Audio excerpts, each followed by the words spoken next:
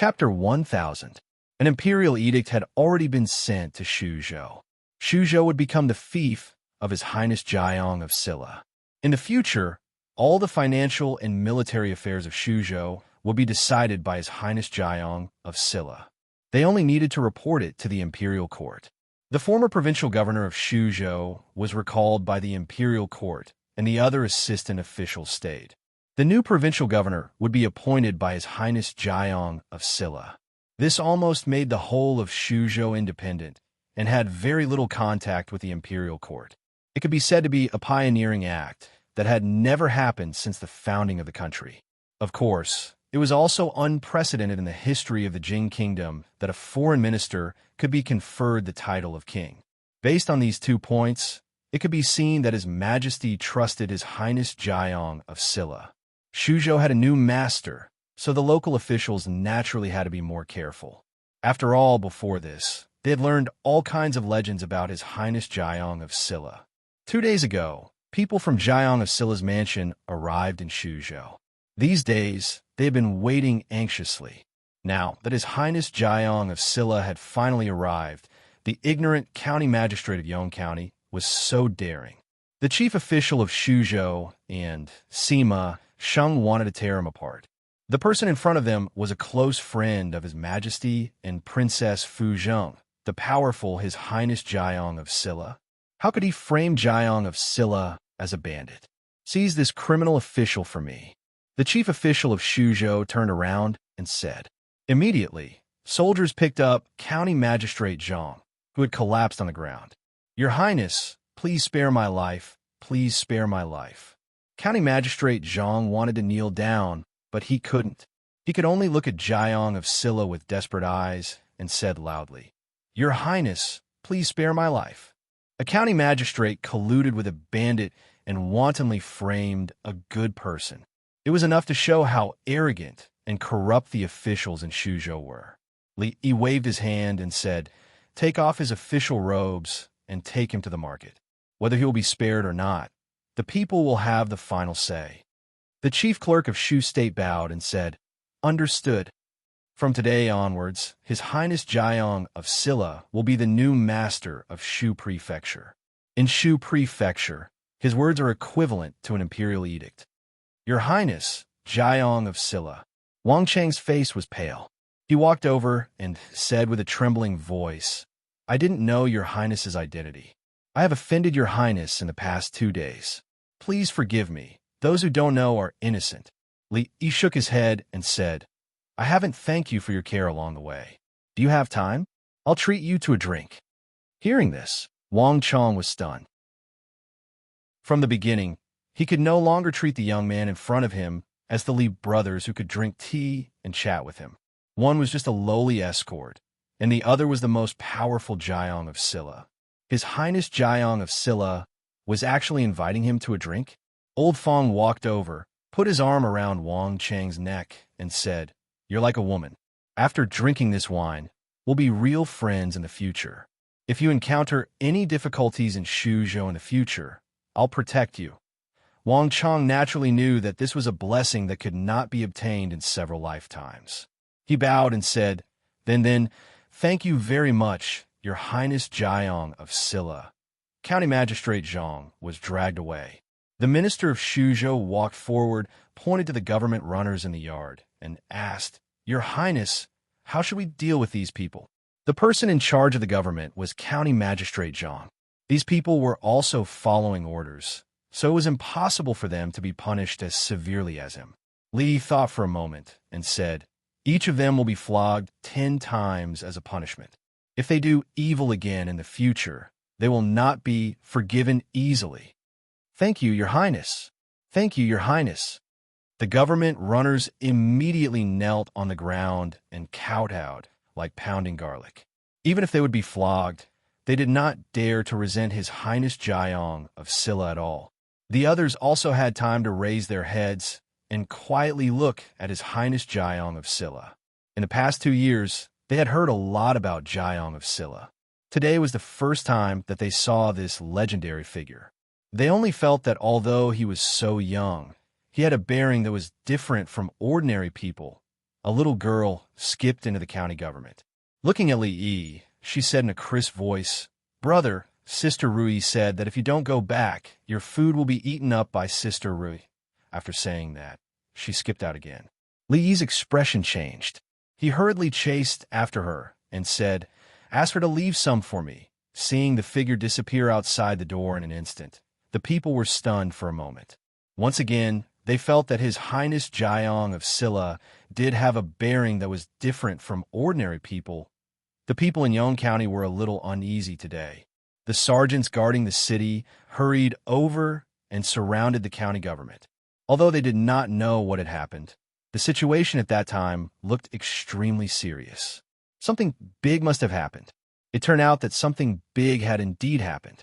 Otherwise, how could the corrupt county magistrate, Zhang, be dragged to kneel at the entrance of the food market and attract countless people to watch? The people first felt uneasy and confused. This corrupt county magistrate had been the county magistrate for many years and had done all kinds of bad things. After he was promoted to the county magistrate, he became even worse. He colluded with mountain bandits and extorted the wealth of the people everywhere, which made the people in Yong County anxious and hated him to the core. But he was the county magistrate, and no one dared to offend him. The people could only grit their teeth and swallow it. But what was this corrupt county magistrate doing today? Soon, some warm-hearted people inquired about the ins and outs of the matter. His Highness Jiang of Silla, who is widely known in Shuzhou, finally arrived in Yong County today. Before His Highness entered Yong County, he caught a group of mountain bandits and wanted to hand them over to the government. Unexpectedly, the mountain bandit Scarface Lin was the brother-in-law of the county magistrate of Yong County. In the past, they colluded with the government and the bandits and did a lot of evil things. Now they even framed His Highness Jiang of Silla as a bandit. Then County Magistrate Zhang was stripped of his official uniform and hat and knelt here. "Bah, corrupt County Magistrate, you have done all kinds of bad things. I never thought that you would have such a day." Finally, someone couldn't help but spit at him fiercely. A stone stirred up 1,000 ripples, and the onlookers finally became excited. "Corrupt County Magistrate, how dare you frame His Highness Jiang of Silla?" In the crowd, someone threw a rotten egg. "You have done all kinds of evil things. You deserve such a day." Another stone was thrown out from the crowd. "Damn it! Who threw a stone at me?" A man jumped out from the opposite side, covering his head. More stones and eggs were thrown at him. The crowd was suddenly in a mess and divided into two groups. They began a fight with stones and rotten eggs, and finally, it became a close combat. "I saw it. It was you who threw it at me just now." A man pointed at the opposite man and kicked County Magistrate Zhang. "Don't you know why I threw it at you? Who threw the rotten egg at my head just now?" The man pointed at him angrily and punched County Magistrate Zhang in the nose.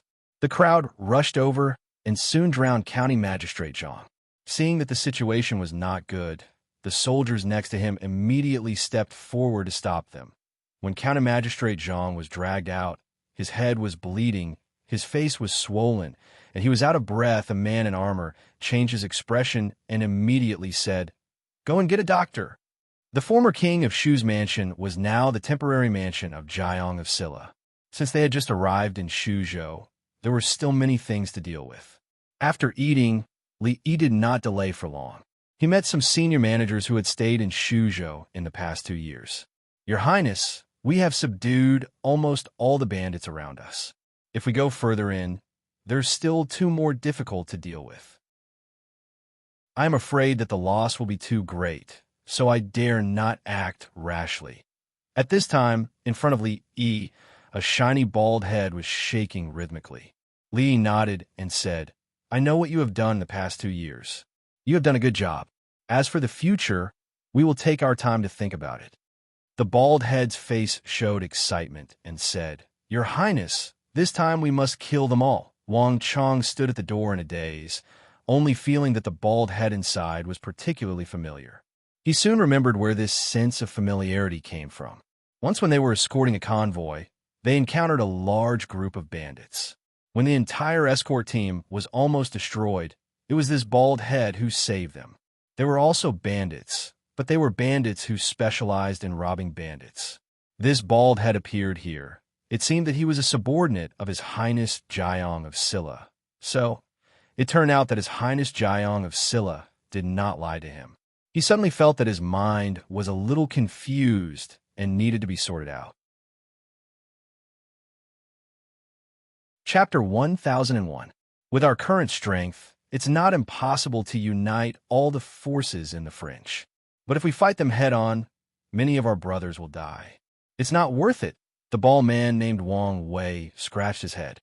But if we don't expand, there won't be enough people to build roads, bridges, and houses. There's no need to rush. Li Yi patted his shoulder, gesturing for him to calm down. To resist foreign aggression, one must first pacify the internal affairs. One must take one step at a time, and one must eat one bite at a time. The most important thing at the moment was to put an end to the chaos in Shu province. The bandits in the fringe weren't the priority, but the bandits in Shu province that needed to be dealt with urgently. Because from this day onwards, the entire Shu province was his territory. A mountain can only accommodate one group of bandits, which bandits would allow other bandits to behave atrociously in their territory. Wang Chang knocked on the door and walked in. He bowed and greeted, "Greetings, Your Highness Jiang of Silla." Li Yi waved his hand and said, "No need for formalities. Thank you for your hospitality, Your Highness." Wang Chang calmed himself down and said, "The delivery has not arrived yet. I'm here to bid farewell to Your Highness Jiang of Silla." Wang Wei looked at him and said in surprise, "Hey, have we met somewhere before?" "Thank you, hero, for saving our lives." Wang Chang bowed respectfully and said, 3 months ago, we encountered a group of bandits while escorting the delivery. If it wasn't for you, I'm afraid we wouldn't have survived until now." "I seem to have some recollection." Wang Wei scratched his head. Recollection was just a courtesy. In the past 2 years, they had saved many people from the bandits. How could they remember every single one of them? Although they were also bandits, they had their own rules. They were not allowed to attack the traveling merchants, nor were they allowed to harm the common people. Since they were not allowed to do this or that, they could only attack their peers. As a result, there were no more small bandits within a radius of several dozen li within their territory. They either banded together to fight against outsiders, or they latched onto the thighs of some large bandit group, making it difficult for them to act against them. This also caused their performance to plummet in the past few months. After thanking the baldy, Wang Chang suddenly knelt down in front of Li Yi and said, "Wang Chang requests Your Highness Jiang of Silla to take me in. In the future, I am willing to follow Your Highness' lead. Please get up." Li Yi personally helped him up and said, "Brother Wang has been delivering goods outside all year round, so he should be very familiar with Shuzhou. Maybe he will need your help in the future. If you don't mind, you can work here after this trip." Wang Chang excitedly kowtowed and said loudly, "Thank you, Your Highness." If he could get the protection of His Highness Jiang of Silla in Shuzhou, as long as he did things honestly in the future, what was there to be afraid of? This escort trip was really worth it. As a newcomer, it was the time when he was most sure of manpower. It was certainly a good thing to have the help of someone familiar with Shuzhou. After Wang Chang left, the chief official of Shuzhou came in and bowed. "Your Highness, the county magistrate of Yong County has been seriously injured by the angry people. I have just sent him to the medical center for treatment." Li Yi nodded and said, "After the injury is healed, convict him one by one, and then punish him according to the law." Then he looked at him and asked, "What do you think about the management of the bandits in Shuzhou?" The chief official of Shuzhou thought for a moment and said, "Your Highness, Shuzhou is adjacent to the chaotic land. The bandits have been going on for decades. It is hard to imagine that it is difficult to control them comprehensively. In recent years, the government has encircled them dozens of times, but every time there is a move, they will flee to the chaotic land. When the storm subsides, they will come out and continue to commit crimes. We could do nothing." "You mean we're just going to let it go?" "I absolutely don't mean that. Hearing this, the chief official of Shuzhou immediately said, I just think that this matter involves a lot of things and needs to be considered at length. Li Yi thought for a moment and said, summon all the officials above the 8th rank in the 7 counties. I want to see them at the Yong County government in 5 days.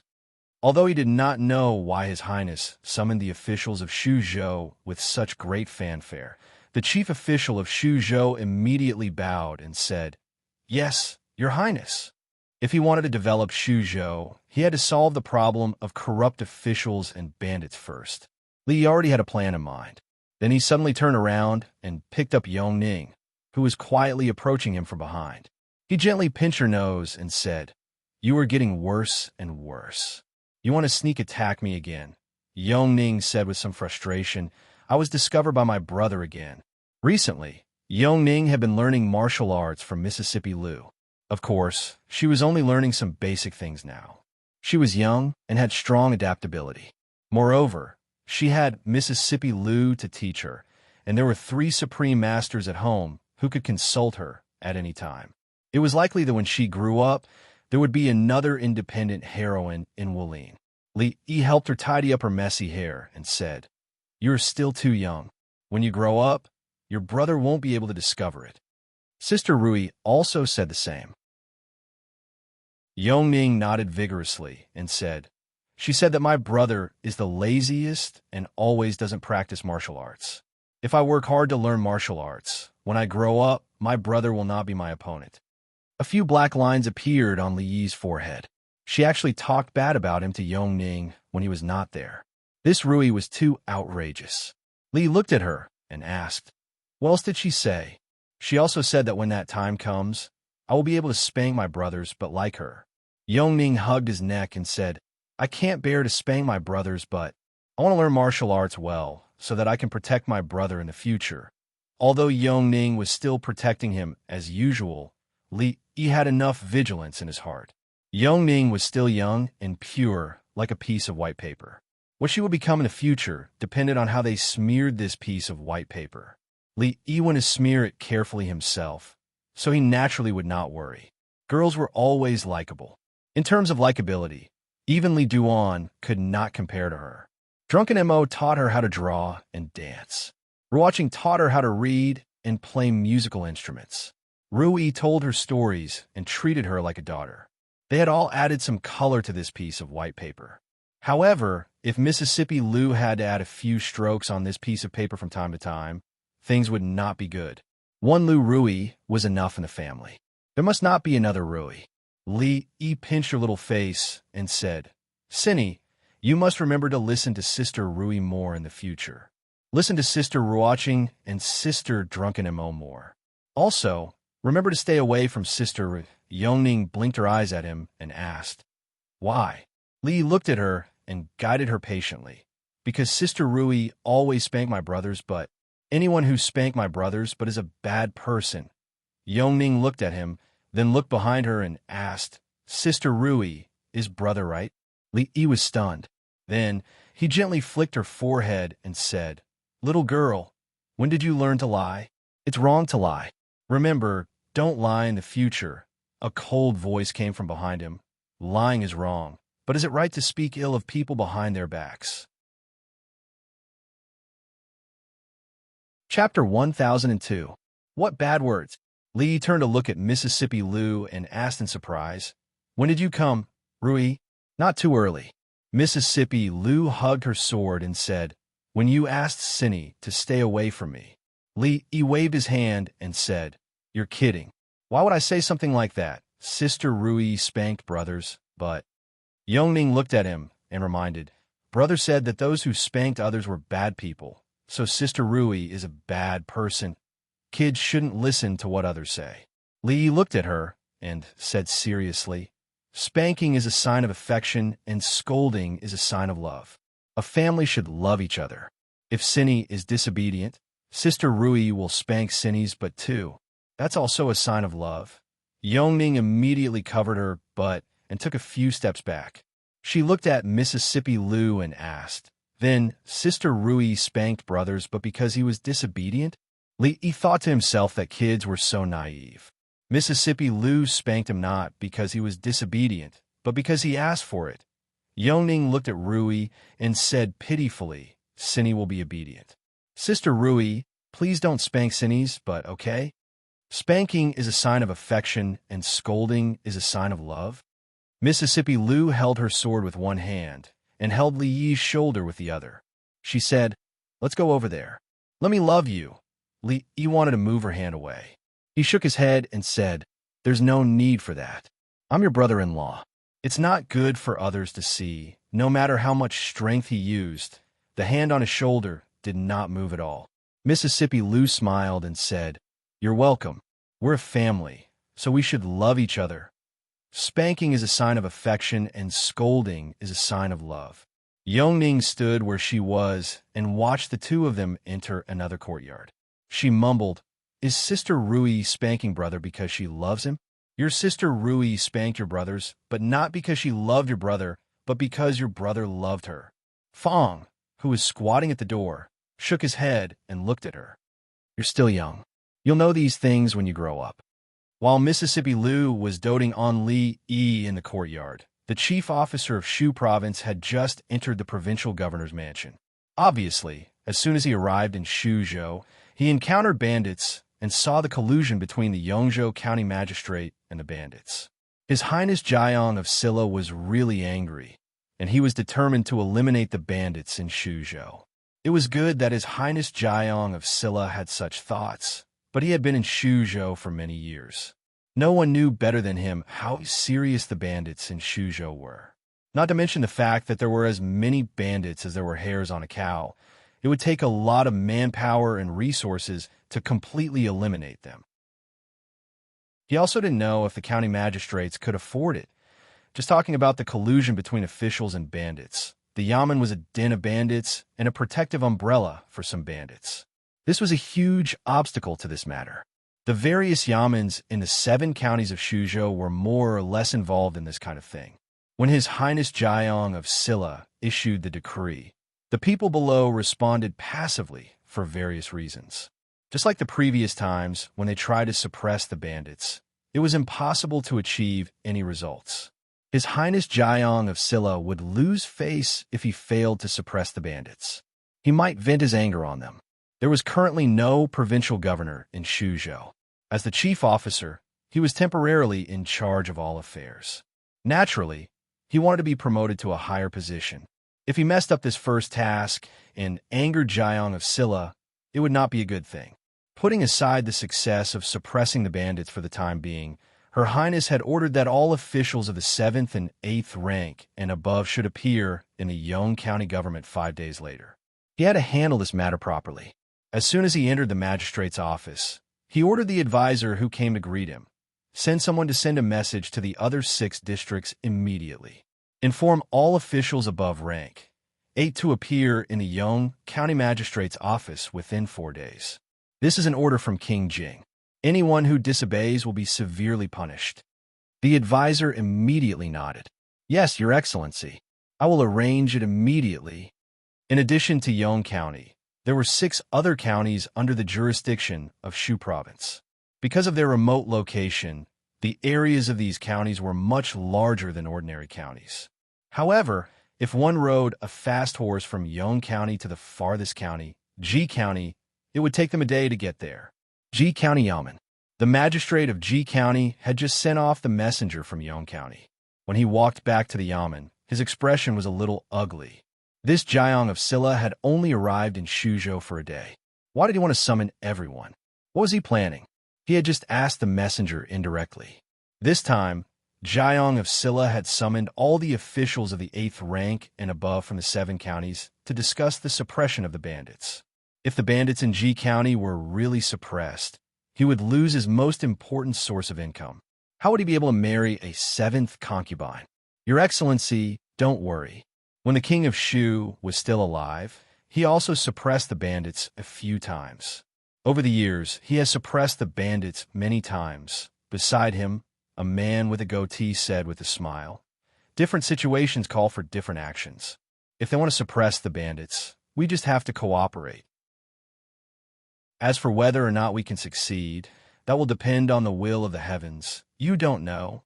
The magistrate of G County shook his head and said, "This Jiang of Silla is not an ordinary person. It's best to be careful. Send someone to tell Lu Huzi to stay put for the time being. It's best if he stays in his nest and doesn't come out. Otherwise, if anything happens, don't blame me for not showing mercy." "All right, I will inform him immediately." Also, the magistrate of G County thought for a moment and said, "Make some preparations. I have to leave for Lin County immediately. This time, I still have to discuss this with Huang. I will send someone to inform Magistrate Huang first. Go." In a forest somewhere in G County, more than a dozen thatched cottages were scattered in picturesque disorder. At this moment, in an empty space in front of the thatched cottages, a man with a big beard looked at his subordinates opposite him and frowned. "Look at how scared you all are. It's just a few words from outside, and you're already so scared. How much money has that way guy taken from us all these years? If we're done for, he'll be done for too. Would he dare to suppress us?" "But big brother, I heard that this time the authorities are serious. Put your hearts back in your stomachs. We're in the same boat as that way guy. Instead of worrying about the authorities suppressing the bandits, we might as well worry about encountering those baldies again." At the mention of baldies, some people's faces immediately turned pale. When it came to suppressing bandits, they should be the ones who should be suppressed the most. They were a bunch of immoral beasts. They had no bottom line, so much so that they even robbed their peers. Robbing them once was not enough, and they could still find them even after they moved 3 times. Each time, they would rob the entire stronghold clean. It even gave people the feeling that they were the pigs and sheep that were being reared by those baldies. Every once in a while, they would have to go through that kind of painful experience. The man with the big beard thought about it and said, "No, we still have to inform others about this matter. If the authorities want to play, then we'll play with them." The chief clerk of Shuzhou was very reliable. When the 5 days were up, Li Yi arrived at the Yong County government. Of the 7 counties in Shuzhou, except for the county magistrate who was still recuperating from his injuries in prison, none of the officials from the other counties were missing. "Greetings, His Highness Jiang of Silla." As he approached the yamen, the people opposite him immediately bowed to him. "Dispense with the formalities." Li Yi waved his hand and asked, "Do you know why I called all of you here today?" The person at the front nodded and bowed. "Your Highness, Chief Clerk Zhao has already told us that His Highness Jiang of Silla has summoned us here because of the bandits in Shuzhou." "That's right," Li nodded and said, "The bandits in Shuzhou are serious. The bandits are rampant and lawless, and the people have no way to live. It should be the responsibility of the local officials like you to clean up the bandits and stabilize the law and order. With the situation in Shuzhou, you are duty-bound. Of course, I summoned you here today not to punish you for your crimes." As soon as these words came out, all the officials present were relieved. They were really afraid that this His Highness Jiang of Silla would punish them indiscriminately. After all, many people had done this in the past. Now it seemed that His Highness Jiang of Silla was worthy of Jiang of Silla. He was so reasonable that it was touching. "I can let bygones be bygones, but as the parents of the Shu Prefecture, you are paid by the imperial court. You should also take responsibility." Li Yi glanced at the crowd and slowly said, "From today on, in the territory of Shuzhou, if the property of the people is robbed, all the losses will be compensated by the local officials. When the property is recovered, it will be returned to the local officials to make up for the losses." When the officials heard this, they were all stunned. The local officials will pay for the losses of the people's property first. The officials, will take the blame for the crimes committed by the bandits. Is there such a reason in the world? Is there any law? Chapter 1003. Your Highness, this. The expression of an official at the front of the crowd changed. He said, "It doesn't make sense for the government to pay for the losses caused by the bandits." County Magistrate Wei's words struck a chord in the hearts of the crowd. Officials could not be bullied like this. How were they supposed to investigate if someone lied about the losses? Even if the commoners really suffered losses due to the bandits, they should not be the ones paying for it. They would not be able to afford it if this dragged on. Most importantly, they could control the bandits they were supporting, but they could not control all the bandits. Li looked at the middle-aged official and asked, "You are..." The official immediately said, "I am County Magistrate Wei Dapeng of G County." County Magistrate Wei, do you have a problem with I? I wouldn't dare. The County Magistrate of G County panicked. He immediately said, "I just feel that the bandits in Shu Province are very serious.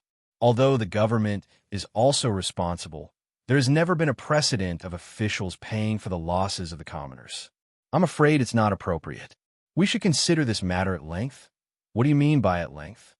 I think, Li suddenly asked, "Where is the County Magistrate of G County?" The crowd fell silent for a moment. Then, someone immediately walked out from the crowd and said respectfully, "Your Highness Jiang of Silla, I am the County Magistrate of G County.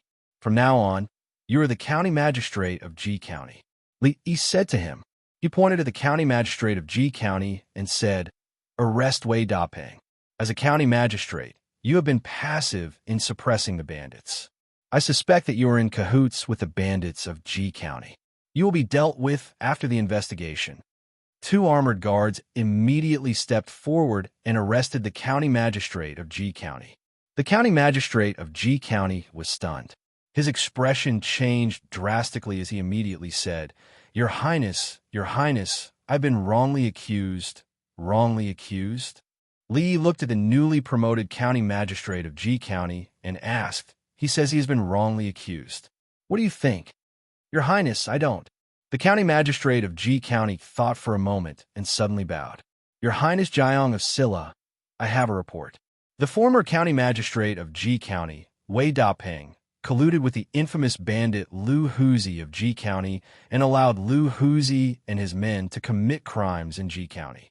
They harmed the people of G for profit for several years. I have evidence. Please, Your Highness Jiang of Silla." The G County Magistrate's face paled.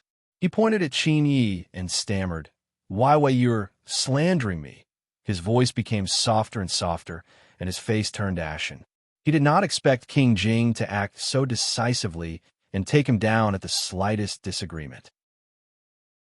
He also did not expect that there would be a traitor by his side who would betray him at such a crucial moment. The County Magistrate of G County was quickly taken away. From then on, the County Magistrate of Yong County was no longer as lonely in prison.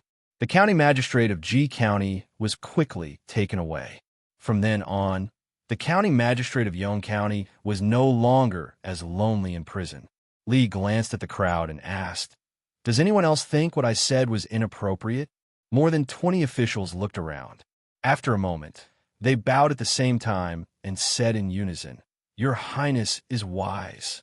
The County Magistrate of G County had only spoken the truth, but he had been stripped of his official hat and thrown into prison.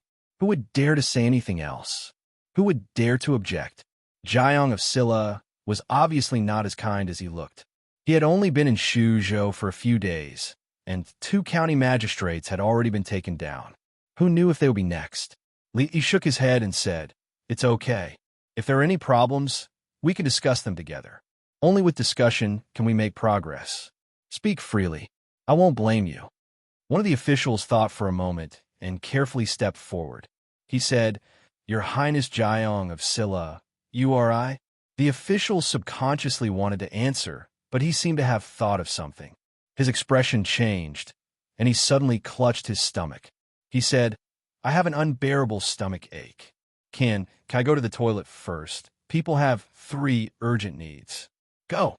Li waved his hand and said, "Does anyone else have any objections?" The crowd was silent.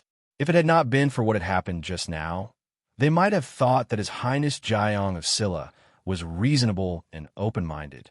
But now, they would not fall for such a clumsy trap unless there was something wrong with their brains. One of the officials smiled and said, "Your Highness is wise. I admire you. I have no other objections." Bootlicker disgusting. Behind him, a person looked at him with an extremely disdainful gaze. The person walked forward and bowed. "Your Highness's plan is flawless. This lowly official's admiration for your highness is like a surging river, unending. I have no objections. I have no objections either. Since no one has any objections, then this matter is settled. Li looked at them and said, "You go back to your districts immediately. I will inform you in 2 days as to how to suppress the bandits." Seeing His Highness Jiang of Silla walking out of the county office, the crowd let out a long sigh of relief. An official suddenly turned around and looked at another person with a bright smile on his face. He said, "Magistrate Zhang, we have been colleagues for so long and haven't had a good gathering. Why don't we go back together? I will hold a banquet at Spring Fragrance House tonight. Magistrate Fong, we haven't had a drink together for a long time. Let's have a good drink today. Lord Go, it's my fault for offending you in the past. I will hold a banquet at home tomorrow. You must do me the honor." On the way back, Fong asked with a puzzled face, "Young master, there are not many good people among these officials. Why don't you kill them all? Why keep them alive?" Wen Fong was smart. He was like a fox who could see through the world and experience the vicissitudes of life.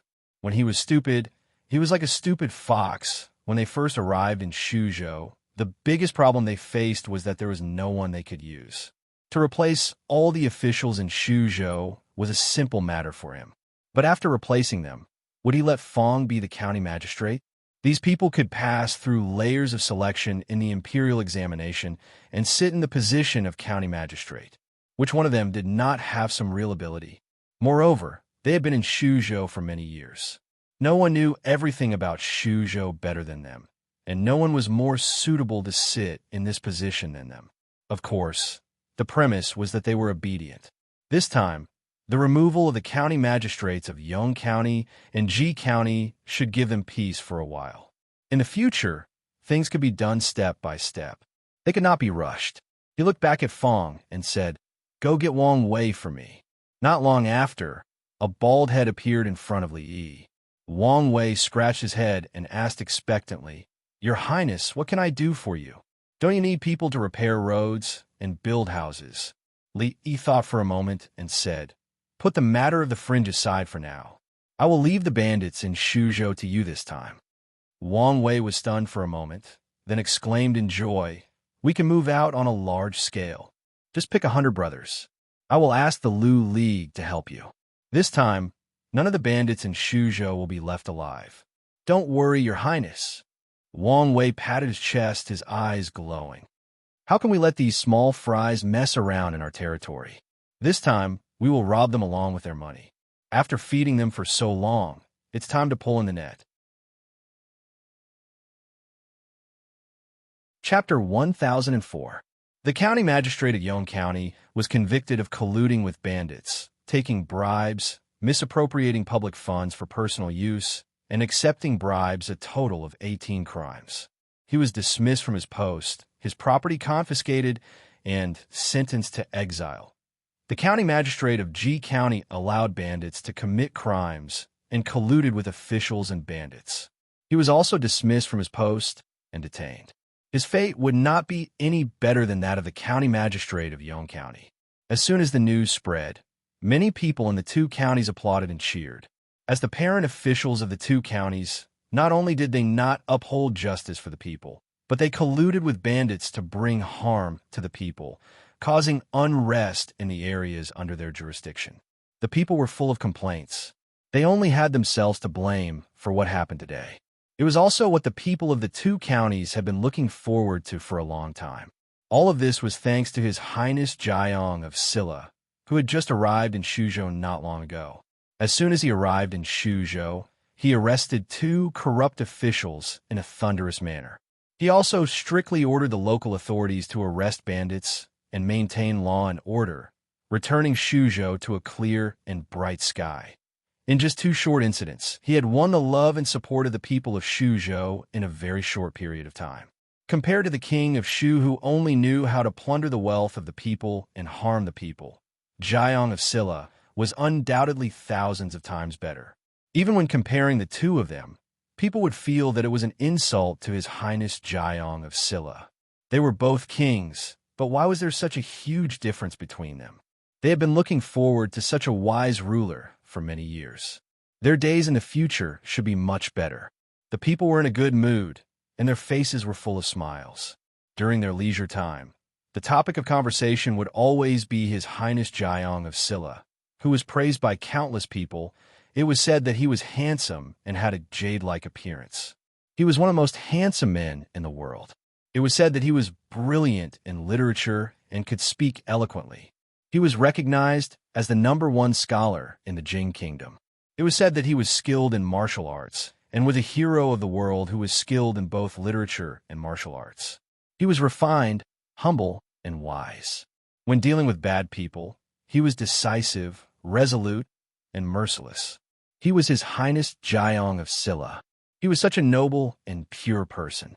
In the private courtyard, Li Yi held Ruoqing's waist and said, "Move a little more." Yes, just like that. Ruoqing's face was red as she bit her rosy lips. The numbness coming from her waist made it difficult for her to calm down.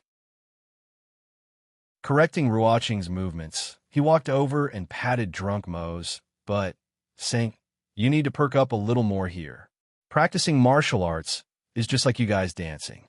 In addition to practicality, you also pay great attention to aesthetics." Drunk Ink was not as reserved as Ruoqing. When no one was paying attention, she pinched his waist, rolled her eyes at him, and ran to Ruoqing's side. Although he hadn't been able to give her a formal wedding ceremony, they were only one step away from each other. After the new mansion was renovated, it would be time to return what he owed her. Everyone in the Li family practiced martial arts now. Of course, it was different from Mississippi Lu's original intention to pursue the end of martial arts.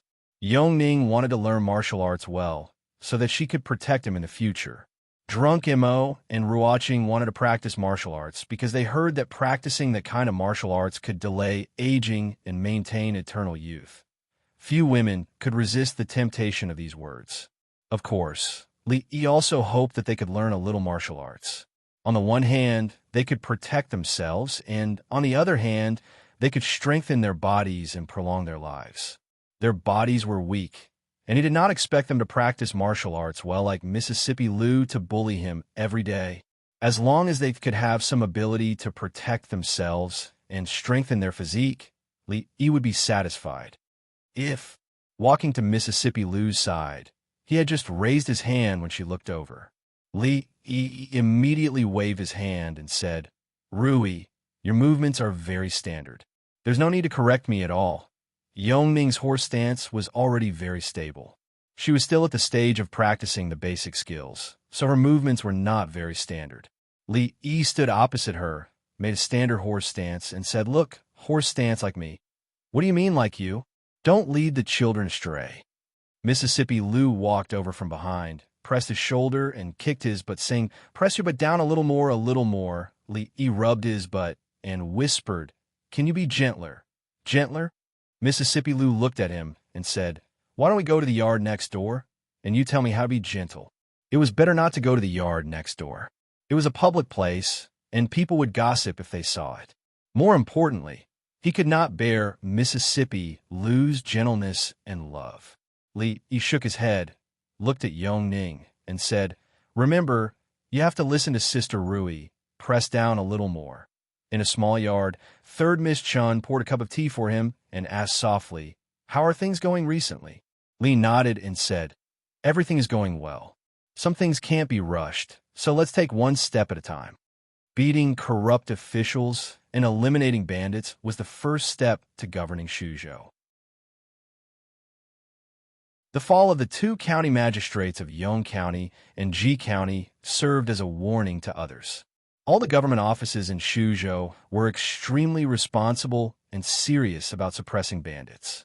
In a short period of time, the suppression of bandits had achieved remarkable results. A large part of the reason was that the government had gone from indulging the bandits to not indulging them, so a large number of bandits no longer dare to act rashly. In other words, the so-called government and bandits could all be easily dealt with in this way. What came next could not be rushed. The bandits had to be eliminated bit by bit, so they just had to wait patiently. It was just that there were too many chores that needed to be taken care of every day. Everything in Shuzhou required his approval, and he was even busier than when he was in the capital. This was not what he wanted. The position of provincial governor of Shuzhou could not be left empty. He needed to find a capable person to take it. But the problem was that he did not have anyone under him who could be qualified to be a provincial governor.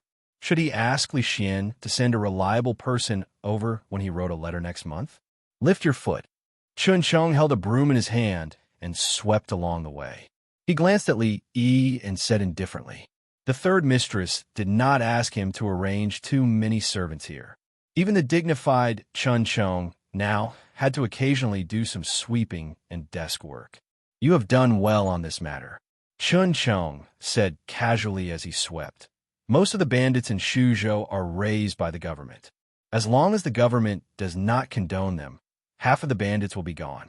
He swept his gaze over Li Yi's feet and said, "However, there are still some rules that are not perfect. There have already been a few cases of merchants making false reports of losses. If we do not do anything about it and hold on to the government, it will cause the officials in Shuzhou to panic and have the opposite effect." Li took a sip of tea and asked with interest, "Then what do you think we should do? After this incident, the collusion between the government and bandits will no longer exist. We should focus on eliminating the remaining bandits. The officials in Shuzhou cannot bear any more pressure. We should focus on appeasing them. It is impossible that you do not understand the principle of having a stick in one hand and a jujube in the other. And then, when you said govern just now, you have to govern as well as manage. Shuzhou is located in a remote area and is relatively far from the capital, but it is a rare commercial center. Countless merchants from many countries pass through this place. It is a pity that the officials in Shuzhou are blinded by some small profits. Anything else? Its geographical location is blessed by the heavens. If we can eliminate the bandits in Shuzhou, clean up the government, and have a long-term vision, attract merchants from all countries to come here, encourage the people to focus on agriculture and promote production. In at most a decade, this place will become the second capital." Li Yi put down his teacup and looked at Chun Chong as if he was looking at a piece of gold covered in dust. As expected, an old fox was an old fox. For him to be able to get to this position, he definitely did not rely on pulling strings. When he thought of this, he realized that Chin Chin from the Chun clan was definitely not someone who was easy to deal with. After all, to be able to get to the position of a servant, it was not possible to rely on pulling strings. Li looked at him, and a smile suddenly appeared on his face. Official Chun Chong gripped the broom, a hint of wariness appearing on his face. He asked, "What do you want to do?" "Nothing much, I just want to ask." Li Yi looked at him and asked, "Do you desire power?" Chapter 1005. What power? Chun Chong held the broom in his hand and looked at him. For some reason, when he saw the kind smile on his face, his hair stood on end. The Chun family was once prominent and ranked as a duke. "Lord Chun, you were also an official in the Minister of State. You were glorious and had a bright future." Li shook his head and sighed. "But now, you can only sweep the courtyard with a broom. Have you ever thought?" "Of course I have thought about it." Chun Chong glanced at him and said, "This is all because of you. The reason the Chun family has fallen to such a state and the reason I have to sweep the courtyard with a broom is all because of you." Li Yi raised his teacup and put it down. He thought for a moment and said, "I'm not talking about who or who. I'm saying, are you really willing to go from being an official in the court to only being able to sweep the courtyard?" "I am willing." Chun Chong poured a cup of hot tea for third young lady Chun and calmly said, "I'm getting old. As long as I can live a stable life, it doesn't matter if I'm an official or sweep the courtyard. In my opinion, sweeping the courtyard is more leisurely." Not thinking about progress. He was not thinking about progress at all. In any case, he had come from the house of Duke and had sat in one of the most popular positions in the court. At his age, his career path was the smoothest and his future was the brightest. He should be the most ambitious and ambitious. Dong Wenyin had already reached the position of prime minister at his age, and yet he only thought about sweeping the courtyard? He only wanted to be leisurely? Degenerate. Although life is full of ups and downs, we cannot forget to struggle. Old steeds are still in the stable and have great ambitions. Martyrs in their twilight years still have great ambitions. Jiangxia became prime minister at the age of 80. Sun Wukong went on a pilgrimage to the west at the age of 500, and Bai Suzhen only descended the mountain to fall in love at the age of 1,000. Li Yi shook his head and said, Lord Chun, you are just over 40, not even half of Jiang Taigong's age. How can you be so depressed? I have a position of provincial governor here, 3 levels higher than your previous position. Are you interested? Although he had a lot of power and could directly participate in national affairs, his official position was not high. He was only a 5th-rank official. The provincial governor of Shu province was a 4th-rank official, which was 3 ranks higher than him. When Shu province was promoted from a lower province to a higher province, his official rank would be unimaginable. Not interested. Chun Chong shook his head, his face expressionless as he picked up his broom and walked into the courtyard. Li stood up and said, Think about it, I won't consider it. Chun Chong said decisively. Just take it as helping me out, I'm not helping. Compared to being a provincial governor, I prefer sweeping the courtyard. We're all friends. Give me some face. Does His Highness Jiang of Silla still need others to give him face? These were words that went against his heart. When Li Yi had brought up this matter, he had clearly seen the glint in Chun Chong's eyes. How could a person who had lived a glorious life, a person who could summon the wind and summon the rain in court, fall so low that he liked sweeping the courtyard? Chun Chong was undoubtedly the most suitable person for this position. He had the ability and experience. His only flaw was that he had once made a serious political mistake. However, this was not important. He was the great Jiang of Silla, magnanimous and magnanimous. How could he not even have this little bit of tolerance? The problem was that Chun Chong didn't seem to give him much face. Li looked at him and asked, I'll ask you one last time. Will you accept the position of provincial governor? No. Chun Chong turned his head, a mocking smile on his face. So what if it was Jiang of Silla? Even Jiang of Silla would have a time when he would beg him. Li Yi shook his head and indifferently said, Then don't blame me for being impolite. Chun Chong was disdainful of this. If he didn't want to become provincial governor, could it be that he could suppress him? Li Yi no longer paid attention to Chun Chong. He turned around and looked at third young Miss Chun, saying, Mother. Third young Miss Chun smiled and nodded. She raised her head to look at Chun Chong and gently said, Second brother. Lord Chun, Provincial Governor Chun, I'll go back and issue a decree. You could take up your post tomorrow. On the issue of Shuzhou, Li Xian had given him a lot of freedom. From the position of provincial governor to that of local officials, he didn't need to go through the procedures of the Ministry of Personnel. He looked at the broom in Chun Chong's hand and said, Of course, if you like sweeping, you can continue this hobby after you become provincial governor. No one will stop you. See you later. Li Yi waved at him again and walked out of the courtyard. Chun Chong threw down the broom and walked to sit beside third young Miss Chun. He poured himself a cup of tea and gulped it down. He said with some dissatisfaction, Miao Yu, you spoil him too much. Third young Miss Chun smiled and said, If I don't say anything, how can second brother find a way out of this embarrassing situation? Chun Chong's face turned red. Miao Yu, what do you mean by that? Nothing. I'm going to take on my post tomorrow. Second brother should make some preparations. She stood up with a smile and said, I'm going to see my precious grandson. The Li family is still lacking in numbers. It would be great if Ruoqing and Zhe and Mo could add 2 more members to the family. She quickly walked out of the courtyard, leaving only Chun Chong sitting there, his face alternating between red and white. In a short span of half a month, the problem of banditry in Shuzhou had been brought under control. Even the local people of Shuzhou would not believe such a thing, let alone others. Shuzhou had been plagued by banditry for decades. The previous provincial governor had dealt with it. The previous provincial governor had dealt with it. And the previous provincial governor had dealt with it. Even that good-for-nothing king of Shu had symbolically dealt with it twice. But in the past few decades, no matter what the government did or what measures they took, it was only a temporary achievement. The effect was very small, and it could not be compared to the effect of His Highness Jiang of Silla's suppression of banditry. His Highness Jiang of Silla had ordered that if the people suffered losses due to banditry, the local government would pay for it in advance.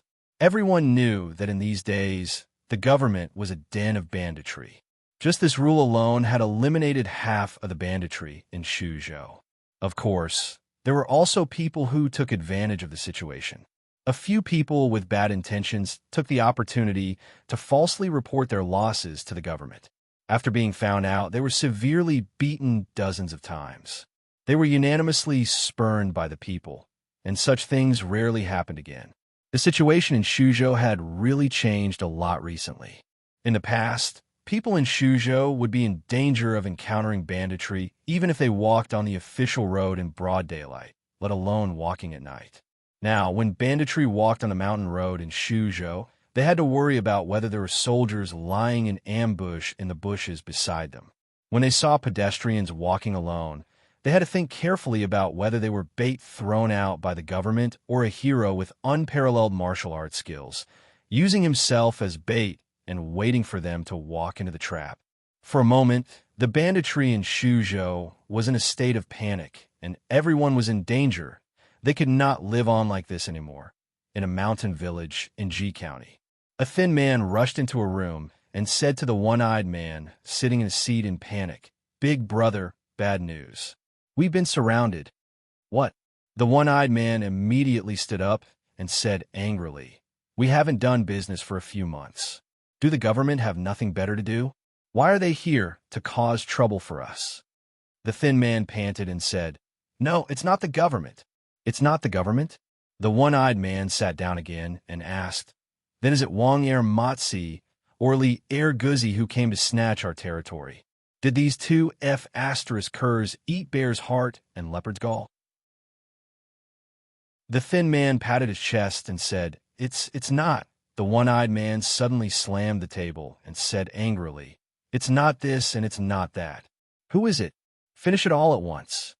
Only then did the thin man calm down and say, It's those baldies." "What?" The one-eyed man stood up from the chair again and quickly fell back down. He asked, What did you say?" The thin man said sadly, "Big brother, those baldies are here again." At that moment, dozens of people were blocking the entrance of the village. A strong, bald man held a cone-shaped paper tube in his hand and shouted, "People inside, listen up. You've been surrounded. Put down your weapons and surrender immediately. Don't resist and fight for leniency." Chapter 1006. Big Brother, What Should We Do? In a stronghold, dozens of people surrounded the one-eyed man, looking anxious. One of them thought for a moment and immediately said, "Why don't we take the small path behind us?"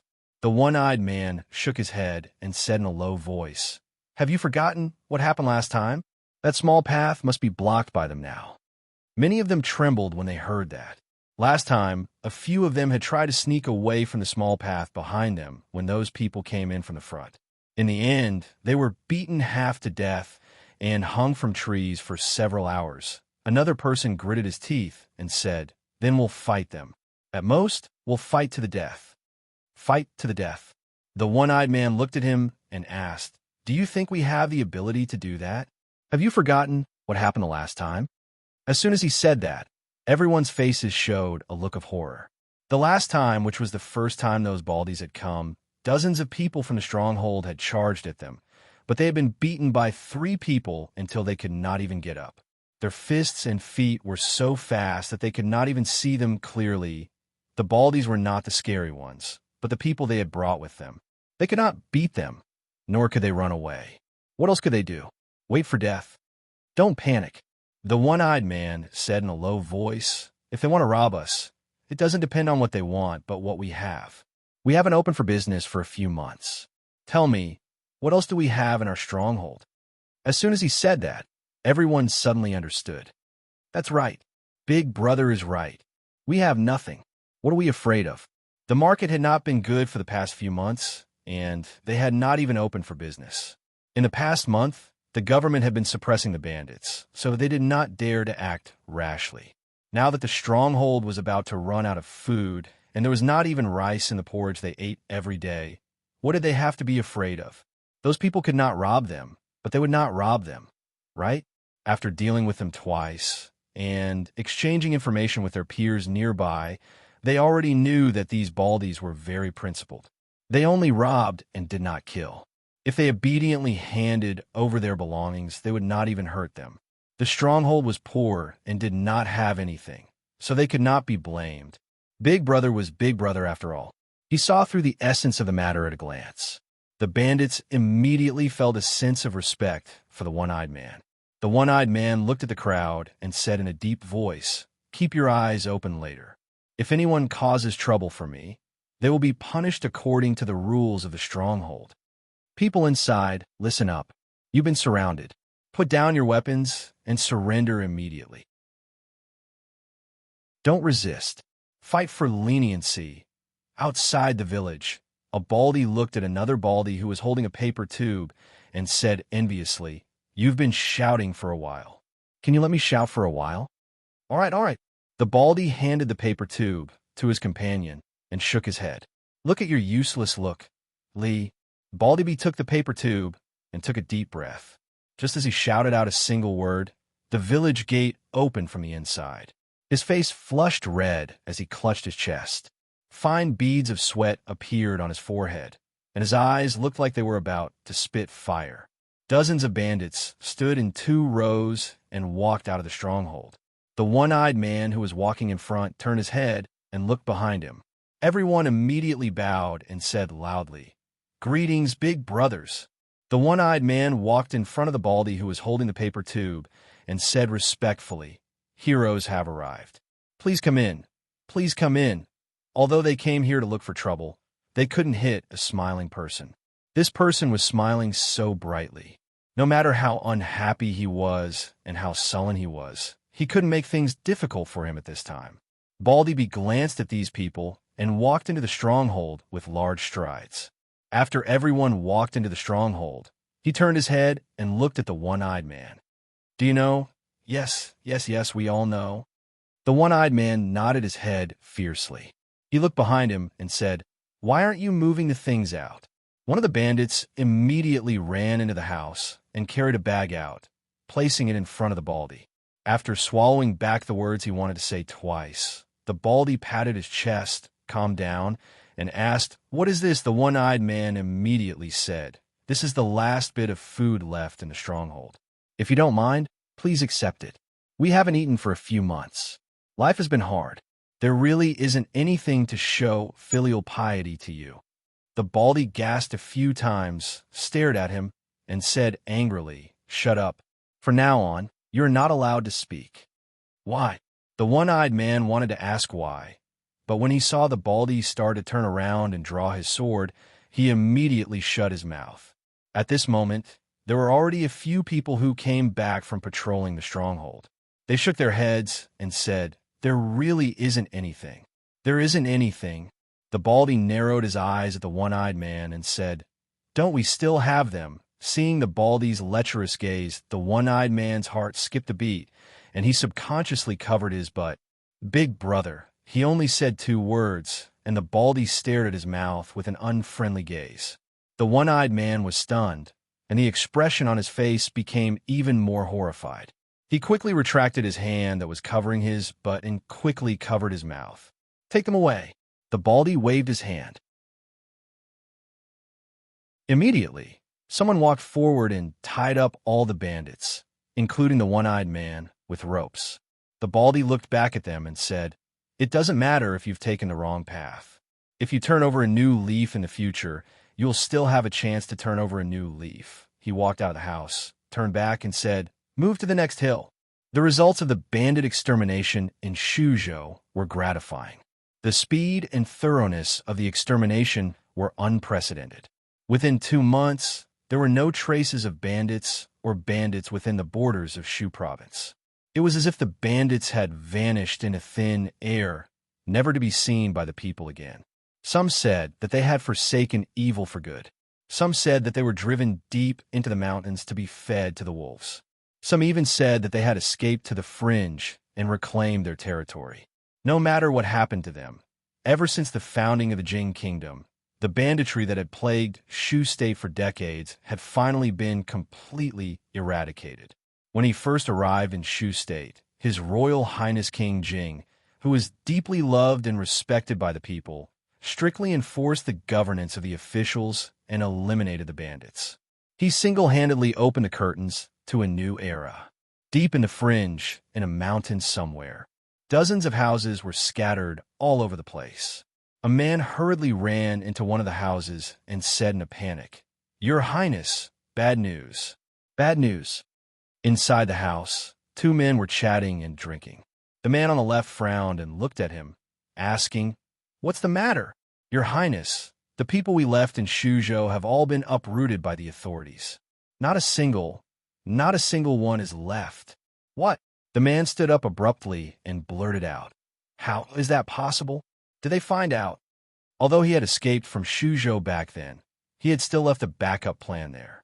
Many of his subordinates had disguised themselves as bandits, and other than a few trusted aides, no one else knew about this. There were as many bandits in Shuzhou as there were hairs on a cow. How could those people be eliminated? "I don't think so." The servant shook his head and said, "This subordinate has also just found out that the 7 counties of Shuzhou have carried out a thorough bandit extermination a few days ago. In just 2 short months, almost all of the bandits in Shuzhou have been wiped out." "Really?" The man was puzzled. He then turned to look at the man beside him. The man was also puzzled. He murmured, "Impossible. It's impossible that no one reported such a major event." The man looked at him and asked, "When was the last time you came into contact with the believers in Shuzhou?" 3 months ago," the man replied. His expression changed slightly as if he had thought of something. It was almost unheard of to have no contact with the believers for 3 months. To think that the bandit extermination campaign was so thorough. The man beside him had a gloomy expression. He had done bandit extermination before and knew how difficult it was. He asked, "Who is so capable?" The servant raised his head and looked at him. He licked his lips and slowly said, "Jiang of Silla." "Jiang of Silla?" The man was startled. He looked even more puzzled. "Who is Jiang of Silla?"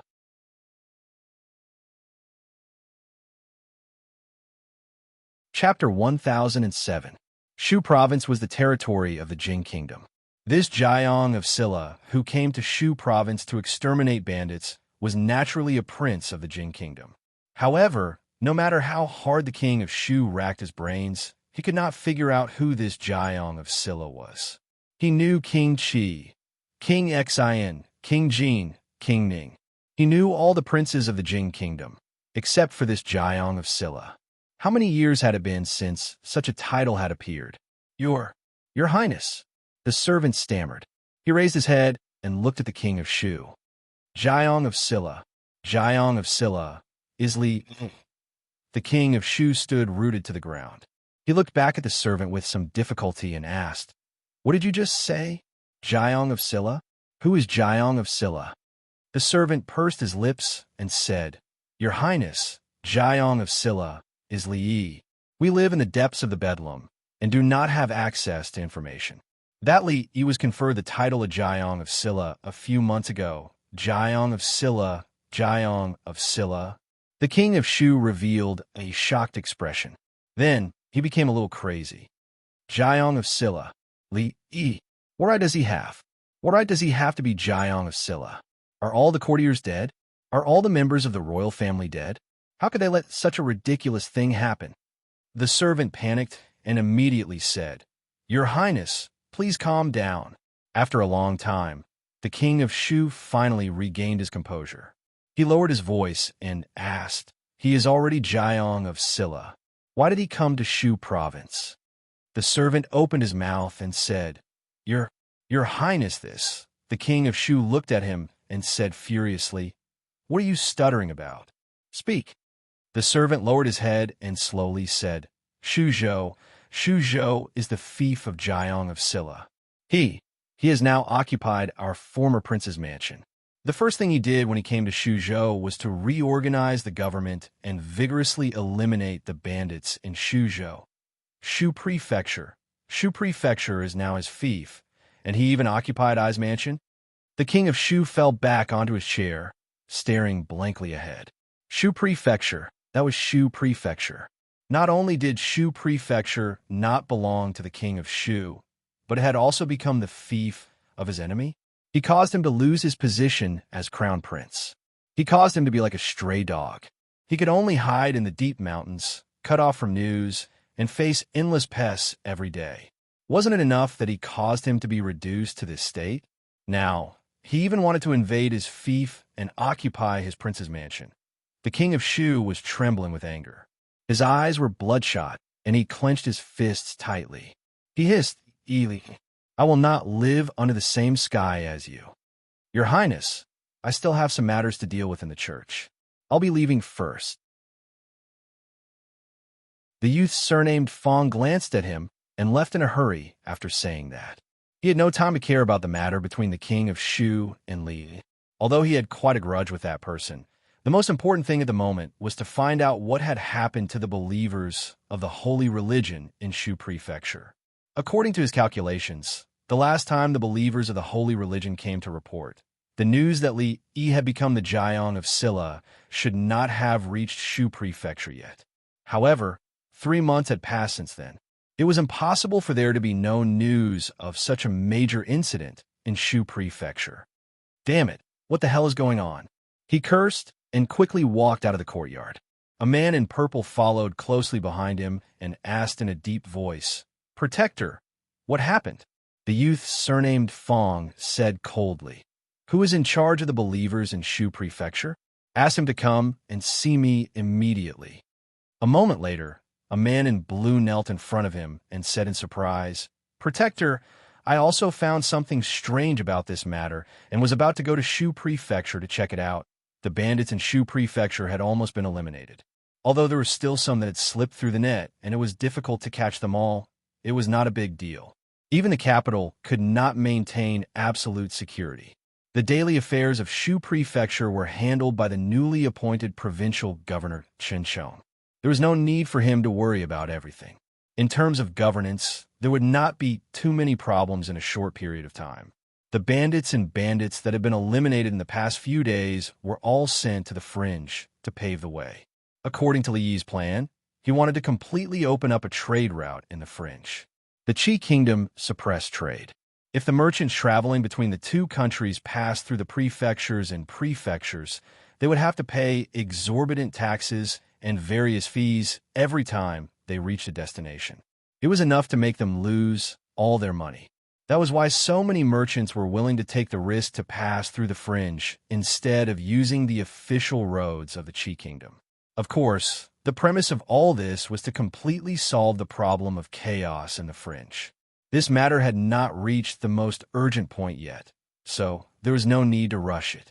He had just arrived in Shu Prefecture, so he wanted to spend more time with his family and live a peaceful life for a while. Recently, Mississippi Lu had been busy opening up the new territory of the Lu League. Rui and the others spent their days chatting, playing cards, and doing needlework. There was nothing important to do. Ruoqing was quiet and indifferent, but in fact, she could not stay idle. She would get sick if she stayed at home for a long time. Therefore, when she proposed to manage the brothel in Shu Prefecture, Li Yi agreed after a short consideration. He had just sent Ruoqing to the brothel. When he walked out of the room, he saw a young man sweeping the floor in the courtyard with a broom. In this day and age, the person who swept the floor was not necessarily a cleaner. It could be a grandmaster who had nothing better to do. It could also be a provincial governor who held a high position, or a core figure of a religion who controlled countless followers. Li walked over and said, "You must be Su Zheng." The young man heard the voice and looked up at him. He did not say anything and lowered his head to continue sweeping the floor. The fact that he did not deny it was equivalent to a direct admission. Li Yi sat down at the stone table in the courtyard and continued to ask, "Have you taken over all the followers of the holy religion in Shu Prefecture?" The young man said lightly, "This is the secret of the holy religion. If you want to know, you can ask the queen. Without the permission of the queen, I will not tell you a word. You have already told me that you are Su Zheng." The young man looked at him and did not say anything this time. Li Yi threw a sign on the table and asked, "Can you tell me now?" Su Zheng looked up and the expression on his face froze. The blue dragon token. He was very familiar with the holy religion. He recognized at a glance that it was the blue dragon token of the holy religion. It was held by the blue dragon ambassador, whose status was only below the two queens. However, this blue dragon ambassador was elusive. Even his existence was a mystery in the holy religion. But it did not mean that he did not recognize the blue dragon token. The holy church was now split into two. The other side had a concubine and an emissary. They had thought that it would be difficult for them to help the concubine unify the holy church with only one concubine. However, they did not expect that the mysterious left emissary of the green dragon, whose position was even higher than the right emissary, had always been by their side. After coming to his senses, Su Zheng put down the broom and bowed respectfully. "Greetings, left ambassador." Li Yi put away the token and said, "Can you tell me now?" Su Zheng nodded and said, "After coming to Shu Prefecture, I have taken over all the followers of the holy religion here and got a lot of information from them. Tell me about it." The other queen is now in the Qi kingdom. She seems to be involved in the fight for the throne. The holy religion is supporting the first prince in the Qi kingdom. But there are more courtiers in the imperial court who are leaning towards the third prince. The situation is grim. The right ambassador has brought a group of core believers to the fringe to recruit bandits to strengthen the holy religion's influence. Su Zheng looked at Li Yi and said, "And there is another unexpected news." Li Yi looked at him and waited for him to continue. Su Zheng continued, "The king of Shu is also in the fringe and has close ties with the holy religion. After the king of Shu escaped, there was no trace of him in the entire Jing kingdom." Li Yi guessed that he must have escaped to the fringe, but he didn't expect him to collude with the holy religion. Is he trying to use this influence to turn the tables? Su Zheng looked at him and thought for a moment before saying, "To stabilize the followers, I need to borrow the left ambassador's green dragon token." Li Yi casually threw the token to him. Su Zheng paused and said, "There is one more thing. Some of the followers in Shu Prefecture are living in hardship. In order to spread the Queen's grace and help them, we need a lot of silver. You can discuss this matter with her ladyship." Ruoqing was actually the head housekeeper of the family. Although the Li family was a large family with businesses all over the Jing kingdom, Li Yi hadn't seen silver for a long time. Before leaving, Li Yi paused and turned to look at him. He asked, "What is the purpose of all this?" "There's only one queen in the holy religion." Su Zheng looked at him and said solemnly, "To help the queen unify the holy religion."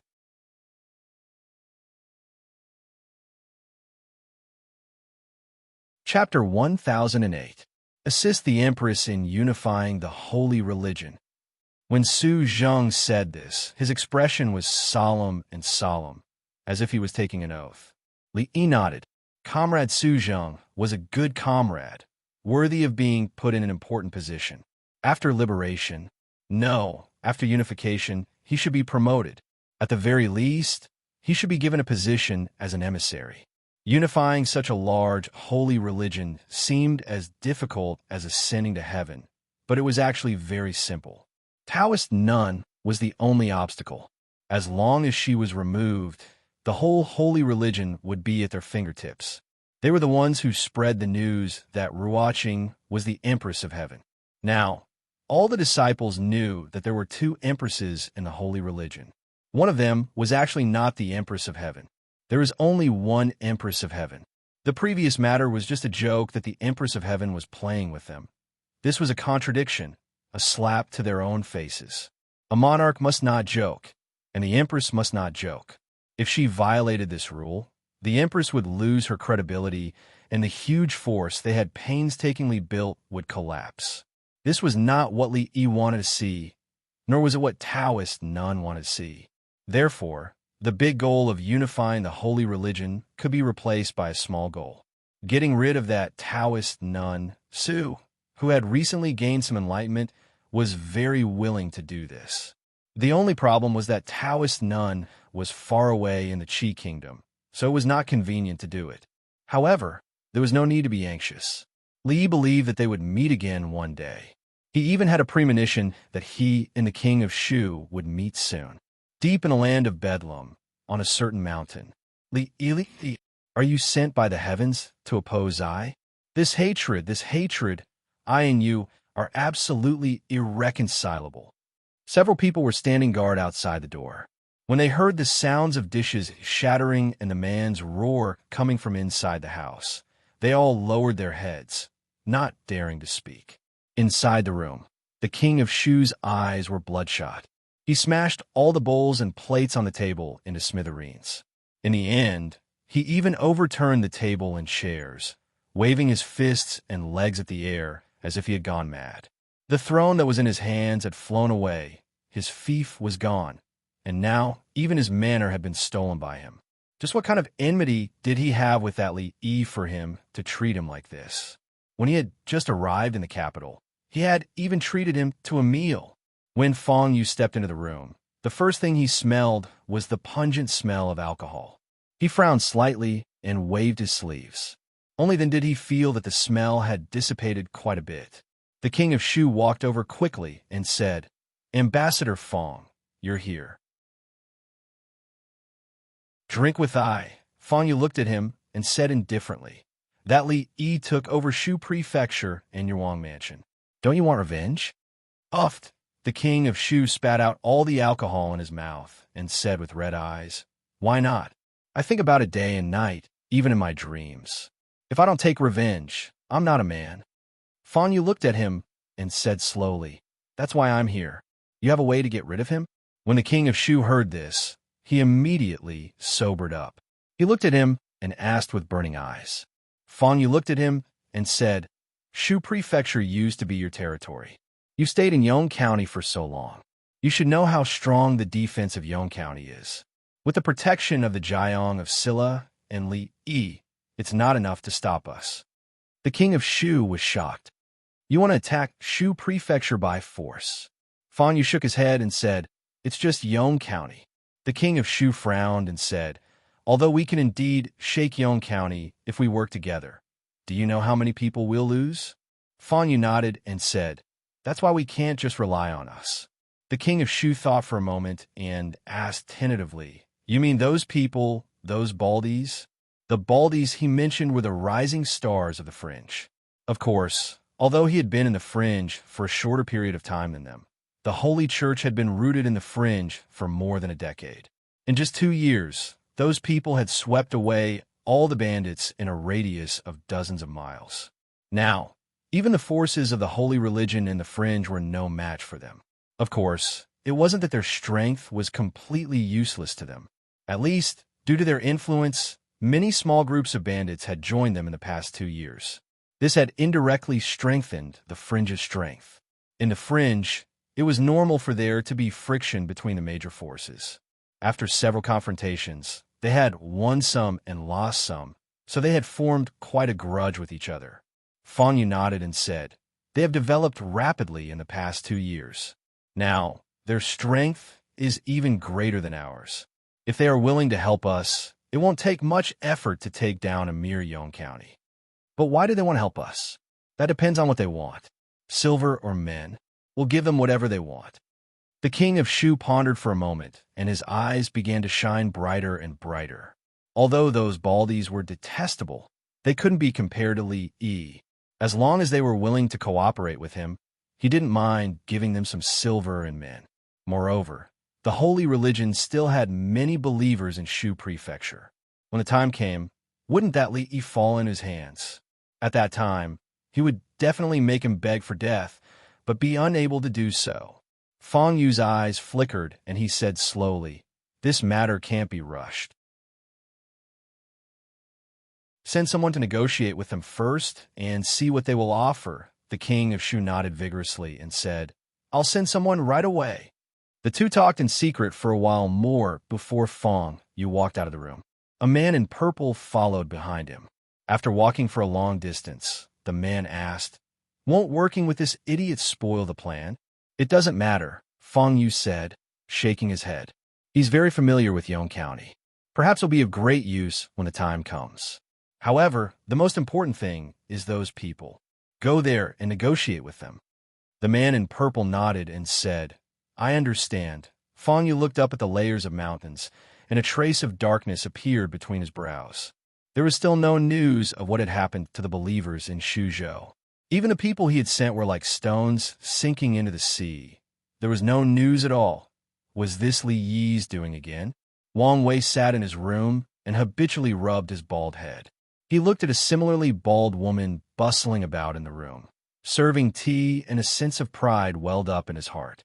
When he decided to shave his head and come out to roam the world, he swore in his heart that if he didn't make a name for himself, he wouldn't go back to see her. Along the way, he stumbled his way to where he was today. He had thousands of subordinates under his command, and the tigress had become a docile little tiger.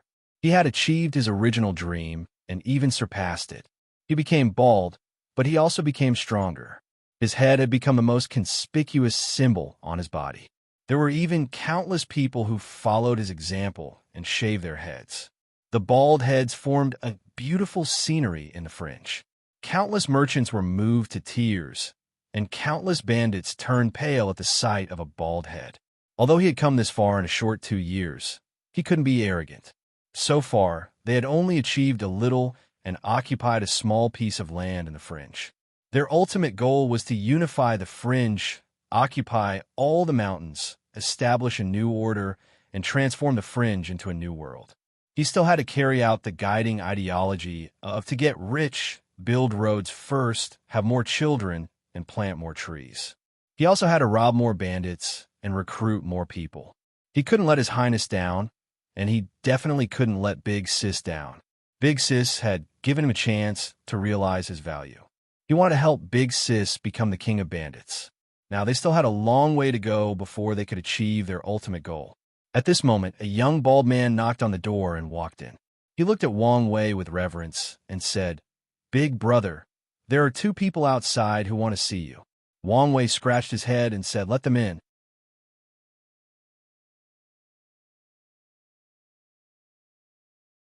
Chapter 1009. Outside the room, 2 men stood with their hands by their sides. Ever since they ascended the mountain, their expressions had changed from arrogance to astonishment, then to shock, and finally to caution, and even a little fear, because this place was completely different from what they had imagined. Before this, they had looked down on these bald men from the bottom of their hearts.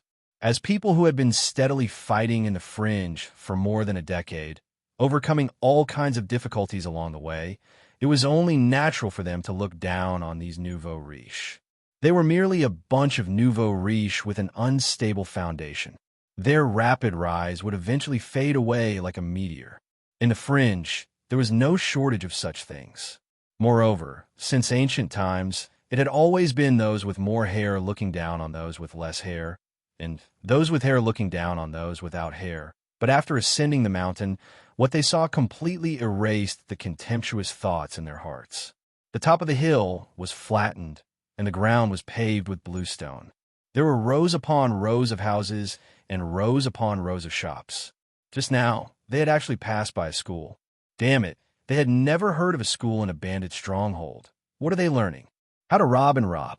If these things could be learned, then wouldn't they be able to find the reason why these bald men rose so quickly?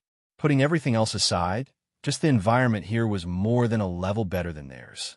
It could even be said that one was in the sky and the other was on the ground. One was a simple thatched hut, and the other was a luxurious wooden hut.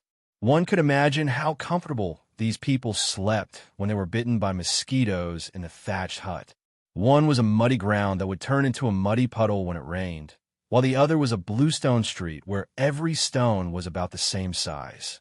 It was easy to imagine that when they stepped on the muddy water and stuck close to the base of the wall, the rain would make the ground even cleaner on the other side. One was just a temporary place to stay, and the other was a city in the mountains. They had a school, shops, medical centers, restaurants, and brothels, but their side had nothing. This made the man on the left start to doubt his life. To be able to be a bandit to such an extent really made all his peers blush and feel ashamed. Humans couldn't be compared with each other, and even more so with thieves. As for the slightly older man on the right, his expression changed from indifference to solemnity. Among the people he met along the way, there were 3 whom he couldn't see through, and they even gave him an extremely dangerous feeling. Experts on the heaven list. The strength of those 3 people was definitely enough to enter the heaven list. In fact, their ranking on the heaven list would not be low. Where on earth did those baldies gather so many martial arts masters? Of course, this was a good thing for them as well, and it was sufficient to greatly increase their chances of accomplishing that great matter. The premise was that they were willing to work together. At this time, a young bald man walked out from a house in front of them and said lightly, "You can go in." The 2 of them walked into the room, and the first thing they saw was a man and a woman, both bald. Men were born valiant, and women were even more valiant. The bald woman glanced at them and walked out on her own. The older man cupped his hands towards the bald man and said, "Are you Commander Wong?" There was a tinge of respect in his tone. It was respect for the strong. Although the bald man in front of him wasn't strong, he had the power to shake the foundation of the holy religion in the fringe. "That's me." The word Commander Wong made Wong Wei's heart burst with joy. When he looked at the 2 of them again, he immediately felt that they were pleasing to the eye. He glanced at the 2 of them and asked, "Were you sent by that Fong guy?" The middle-aged man nodded. "Yes." "Did that Fong guy ask you to come over and surrender?" Wong Wei looked at them, nodded, and said, "It's not that I want to say this, but you should have done this a long time ago. You also know that with our strength, destroying you is as easy as pinching an ant to death. Since ancient times, a wise man submits to circumstances. These days, there have been many bandits who came to surrender. Although you came a little late, you are still tactful. Little 6, come, take them to register." The middle-aged man was startled and hurriedly said, "No, no, no.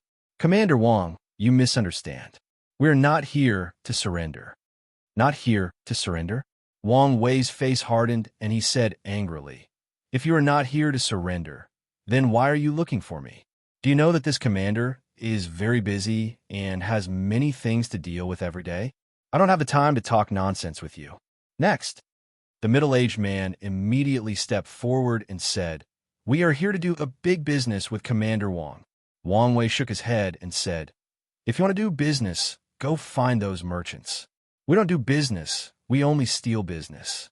The middle-aged man continued, "If this business is done, Commander Wong can have as much silver as you want and as many people as you want." Wong Wei stood up and said loudly, "Little 6, what are you waiting for? Hurry up and serve them tea." They didn't lack silver, but they didn't want what they had. What they lacked the most was manpower, labor. Since they had silver and people, why couldn't they sit down and talk it out? The middle-aged man was finally relieved. He was worried that these people wouldn't listen to him. As long as they wanted something, he was confident that he could complete the task given to him by the protector.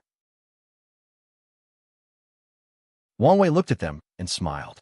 He said, "Tell me, what kind of big business is it? We will join forces to attack Yong County and capture Jiang of Silla." The middle-aged man looked at him and said in a deep voice, "After attacking Yong County, you can rob as many people and as much silver as you want. We only want Jiang of Silla." "Attack Yong County and capture Jiang of Silla?" Wong Wei gave a look to the young bald man behind the 2 men. The bald man immediately retreated and closed the door. Wong Wei looked at them and asked, "You want a rebel?" The middle-aged man looked at him and asked, "What Commander Wong is doing now, isn't it also a rebellion?" Wong Wei shook his head and said, "With just the few of us, we are still far from rebelling." The middle-aged man said, "We only plan to attack Yong County, not all the way to the capital. After we are done, we will immediately return here. As long as we enter the land of chaos, we will be invincible. What is there for Commander Wong to worry about?" Wong Wei glanced at him and said, "In that case, why do we need to cooperate with you? It is just Yong County. We can attack it ourselves." The middle-aged man smiled and said, "We have spies in Yong County. When the time comes, we can work together. If it is just you, although you can do it, I think Commander Wong won't be willing to bear the loss, right?" "So there are spies." Wong Wei thought for a moment and said, "Let me think about this." The middle-aged man nodded and said, This is a serious matter. It should be so. However, how long does Commander Wang need to think about it? About an hour. Wang Wei stood up and sent the two out. He said to the young, bald-headed man waiting outside the door, "Little Six, show these two guests around first. Also, call the other leaders over." The young, bald man nodded and extended his hand to the two men. "Two guests, this way, please."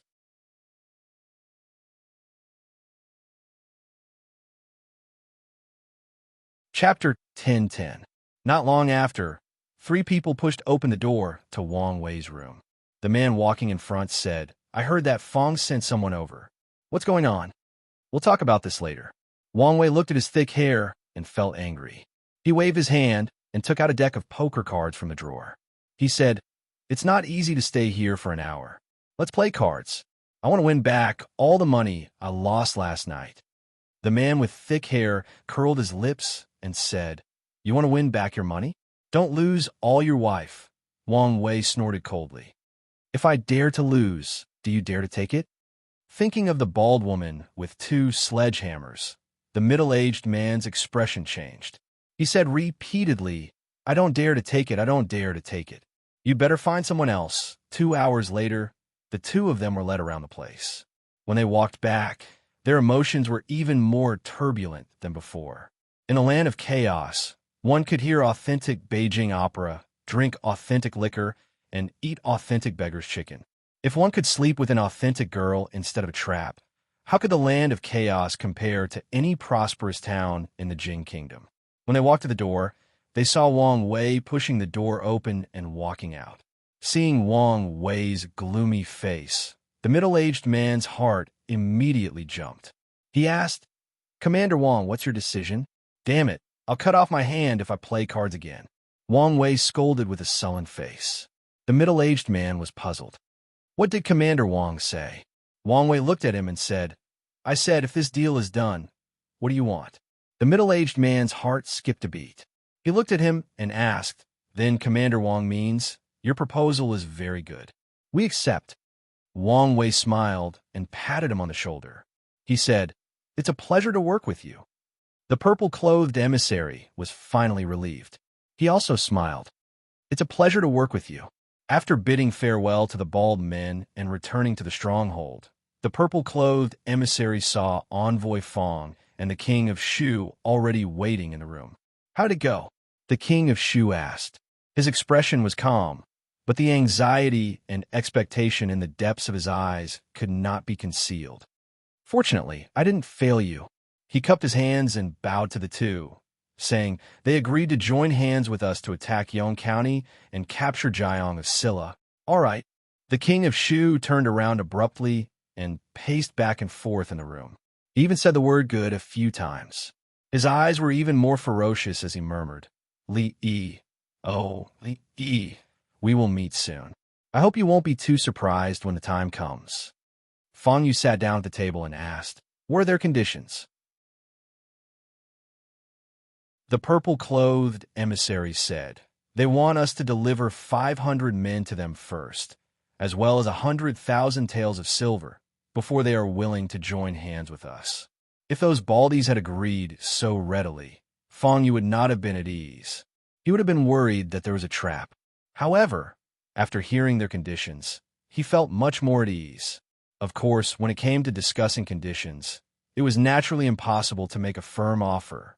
He thought for a while and said, "Tell them that we can only give them 250 men and 50,000 taels of silver.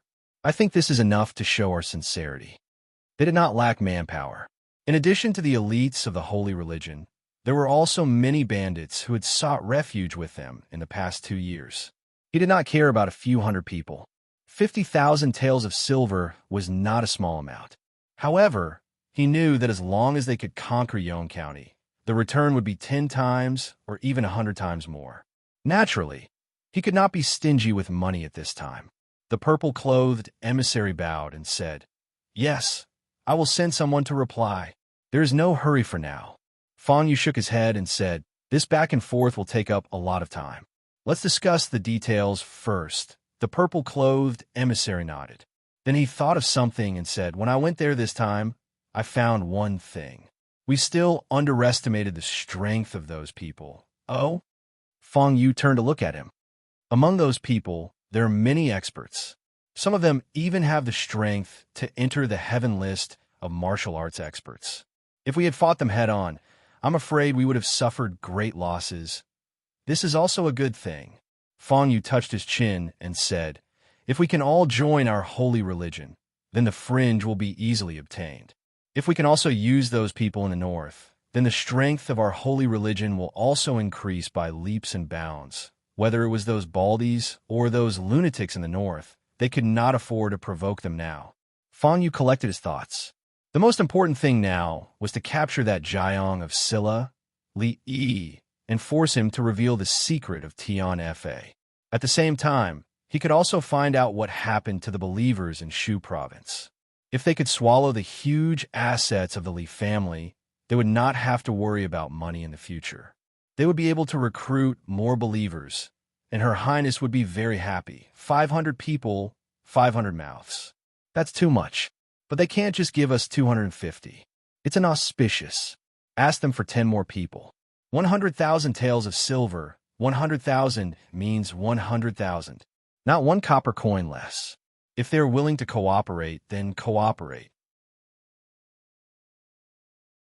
If not, then scram. In a newly built Jiang of Silla residence of the Li family in the capital, Li Yi held a piece of paper in his hand. He looked at it and said, and they asked when you're going to make a move? What do you think about before the new year? Before the new year, everyone is preparing for the new year and is not very vigilant. It is a good time to make a move. After we succeed, we can still have a fat new year. We should help them to the end. Should we also help them plan their route? After a while, Wang Wei touched his bald head and grinned. All right, then I will reply to them. After Wang Wei left, Chun Chong walked over and said, the thing that the king of Shu regrets the most in his life is that meal he treated you to that day. Li Yi did not know whether the king of Shu regretted it or not, but he himself was quite regretful. He had wanted to live a carefree and happy life with his family in the capital. Who would have thought that just a meal would cause him to offend the king of Shu, the prime minister's residence, the Chui family, and the king of Shu and the Chui family's many lackeys in the capital, step by step? He was forced to this road of no return by them. He had to protect himself and move forward all the way. Now, not only could he not turn back, he could only leave the capital and hide in this poor and remote Shuzhou. He even had to temporarily borrow someone else's place to stay. Such a miserable experience made his heart ache just thinking about it. From the moment you entered the capital, I began to pay attention to you. I saw you defeat the Qin family, the Chu family, the king of Shu, the Chui family, and even our Chun family fell at your hands. Chun Chong sized him up and shook his head. I really can't understand how someone as mediocre as Li Minghan could give birth to such a monster of a son like you. Li Yi glanced at him and indifferently said, Provincial Governor Chun, don't you have any shame?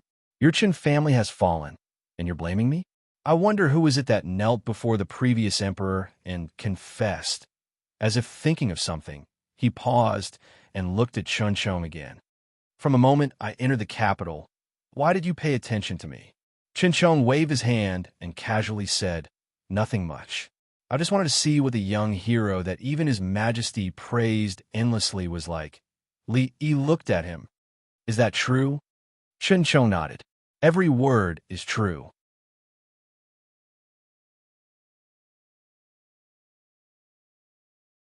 Chapter 10-11. Paying attention to the young heroes was a lie. What he was really thinking about was how to kill Wang Chong. With a straight face, he said things that went against his conscience. As he rose in rank, his skin became thicker and thicker. It had been so difficult for the Li family and the Chun family to get to this point. There were some lies that should not be exposed. Seeing that he was willing to share his burden as the provincial governor, Li Yi decided to leave him some face. Chun Chong did not continue this topic. He sat down opposite Wang Chong and asked, Your goal this time is the king of Shu? Li Yi shook his head and said, That's the opposite of what you said. The king of Shu's goal should be me. The result is the same. Chun Chong looked at him and said, They want to attack Yong County. Their goal is you, and your goal is also them, as well as the spies they planted in Shu province. They're no match for you, but if the two sides start fighting, the first to suffer will be the people of Yong County. You also chose to attack at the end of the year. If you can't control it, something big will happen. Catch a turtle in a jar and beat the dog behind closed doors. What big thing can happen? Catch a turtle in a jar and beat the dog behind closed doors. Chen Chong looked at him and shook his head. Since you already have plans, I won't say more. He changed the topic and said about the lifting of the curfew, opening of commerce, attracting merchants from the two countries, lowering of tariffs, and reducing part of the agricultural taxes. There are still some details that need to be discussed before it is officially implemented. 100,000 taels? Fang Yu looked at the purple-clothed man and asked with a frown, did they really say that? They could fork out 100,000 taels of silver, but it was not a small sum to them. The Saint Church needed money to expand their believers and plan their operations. Although they could earn back the capital with interest if the operation was successful, he still needed to think about it carefully if he had to fork out 100,000 taels of silver. The purple-clothed man nodded and said, yes, they said 100,000 taels of silver, not a single copper coin less. Otherwise, it would mean that we are not sincere enough and there is no need to talk about cooperation. Just as Fang Yu was hesitating, a voice came from the side. The king of Shu walked over and said disapprovingly, isn't it just 100,000 taels of silver? If they want it, just give it to them. That Li Yi is rich. After the matter is settled, he will be rewarded 10 times or even 100 times more. What are you worried about? Fang Yu pondered for a moment, then gritted his teeth and said, then give them 100,000 taels. He lowered his head and looked at it again. A trace of doubt appeared on his face as he muttered, why can't 250 people work? 260 people will do. It's just 10 more people. Is there a difference? It's just 10 people. It doesn't matter if there are more or less. Don't care about these details. The king of Shu shook his head and asked, what else did they say? Fang Yu continued reading and said, they said that they would choose to make their move during the new year. At that time, the other party would not be on high alert, so it would be the easiest to succeed. They even found the most concealed and safest route. That's a good idea. The king of Shu nodded and said, those baldies are not stupid. We should take advantage of this time to prepare. Show me the route. Fang Yu handed him a marked map. The king of Shu looked at it and nodded, saying not bad. This route is mostly in the mountains and there are no villages. Although it's a little difficult to travel, it's hidden enough. After we leave the mountains, we will face the west gate. The west gate is the most dilapidated and the guards are the weakest. If someone cooperates with us and opens the gate in advance, we can go straight in. Seeing this, the king of Shu suddenly slapped the table and said with a smile, these baldies are quite familiar with the defense of Yong County. It seems that we have found the right people. Behind him, a man nodded in agreement. In the 2 days before the new year, everyone was preparing for the new year. Even the guards guarding the city were not paying attention. It was the time when their vigilance was at its lowest. Even the king of Shu had praised the route they had chosen, so it could not be wrong. Those baldies were indeed well-educated bandits. They had ideas, insights, and were very considerate and thoughtful.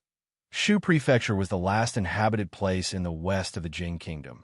In the hearts of the people of the Jing Kingdom, Shu Prefecture represented remoteness and poverty.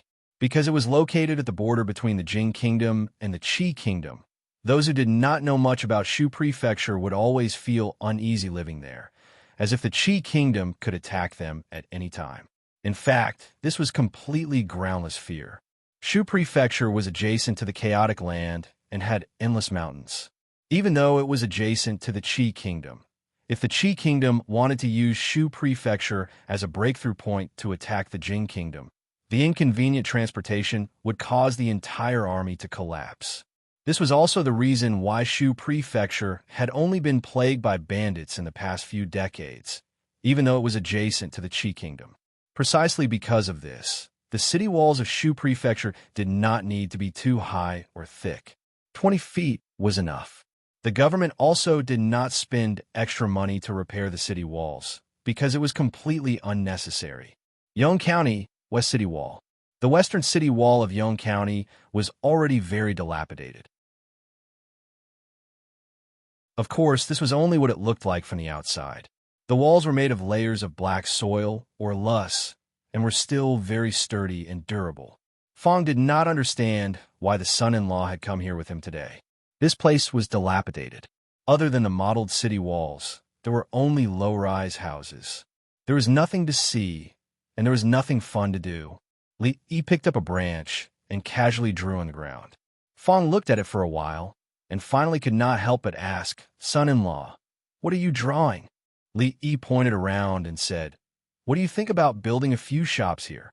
Fong looked around and finally understood what Li was drawing. He carefully squatted down and looked at it again. He shook his head and said, "Even if we want to open shops and build workshops, there is no need to build the houses as high as the city walls. Moreover, these shops in a circle will look like an urn. It doesn't look good." Li threw away the branch and said, "You don't understand. This is called a business district. A business district, a business district. It has to be in a circle." The son-in-law was rich, so he could do whatever he wanted. He did not care and casually asked, "When do you want to build it? I will arrange for people. Start now.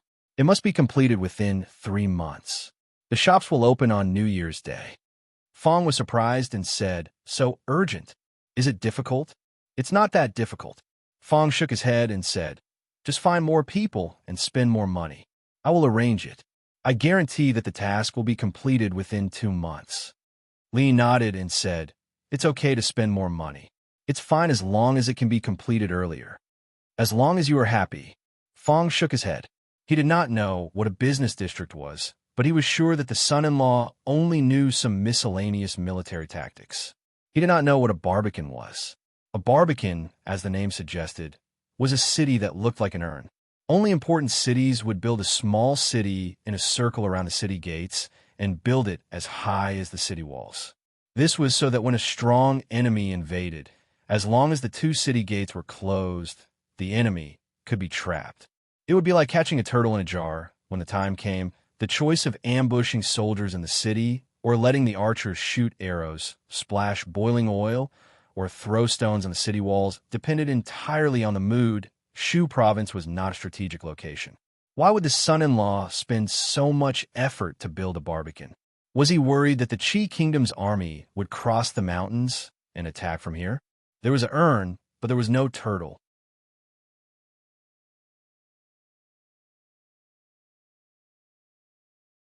Chapter 10-12.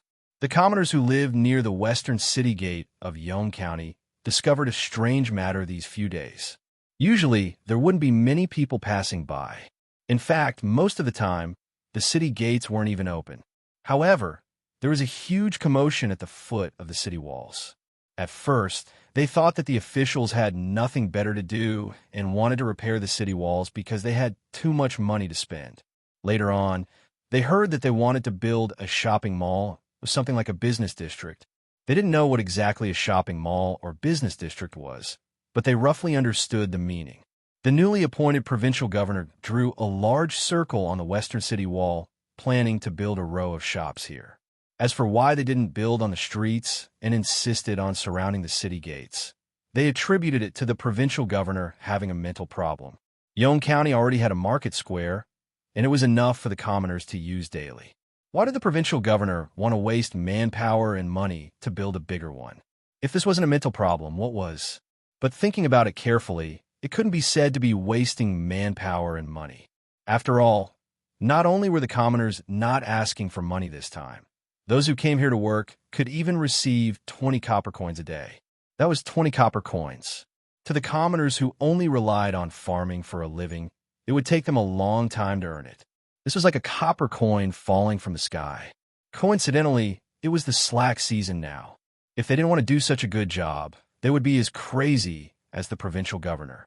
For a period of time, the doorsill of the Yonge County government office will be trampled by people every 2 days. The people who came were all commoners who wanted to work on the western city wall. After registering at the government office and being led by a bailiff, they would be able to receive 20 copper coins on the same day. The officials didn't reject any commoners who wanted to work. They would take in as many as they came. There was no helping it. The construction period was tight, and the tasks were heavy. Those shops had to be opened before the new year. Right now, there were only 3 months before the new year. In other words, they would need at most 2 months to finish the work. Otherwise, from the officials to the bailiffs, everyone would be punished. It was said that this was the idea of the newly appointed provincial governor Chun. The commoners were happy that they could earn money during the slack season, but the officials of Yong County didn't dare to say anything. They could only secretly curse that provincial governor Chun in their hearts.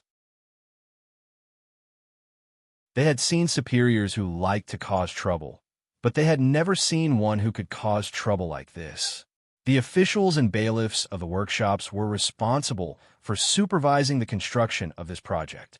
Because they didn't have enough manpower, they had to borrow people from the other branches. Apart from the workers, the officials of the household were also having a hard time.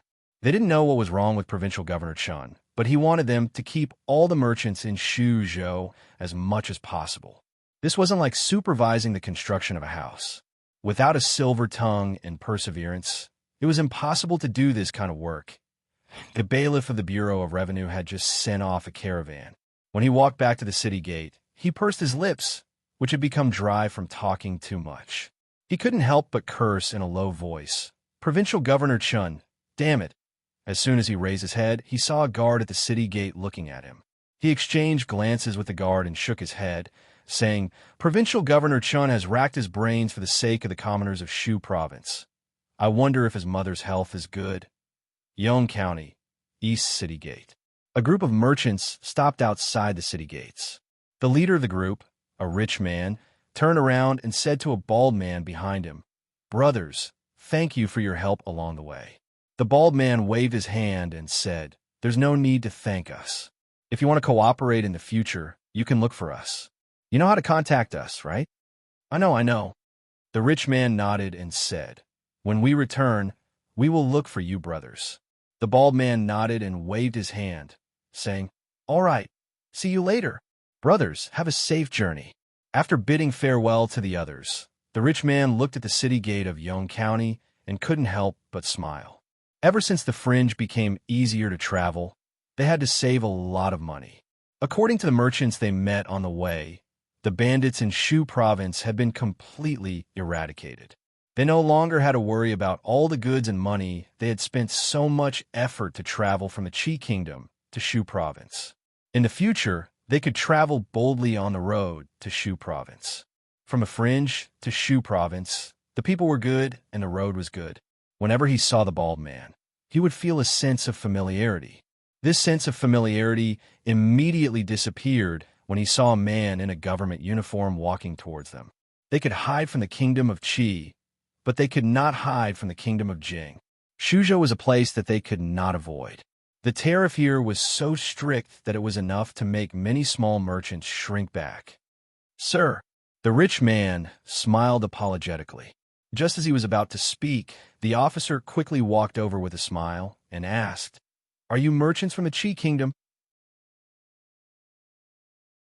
The rich man's heart skipped a beat when he saw the officer, who had always been cold and expressionless, reveal such a terrifying smile on his face.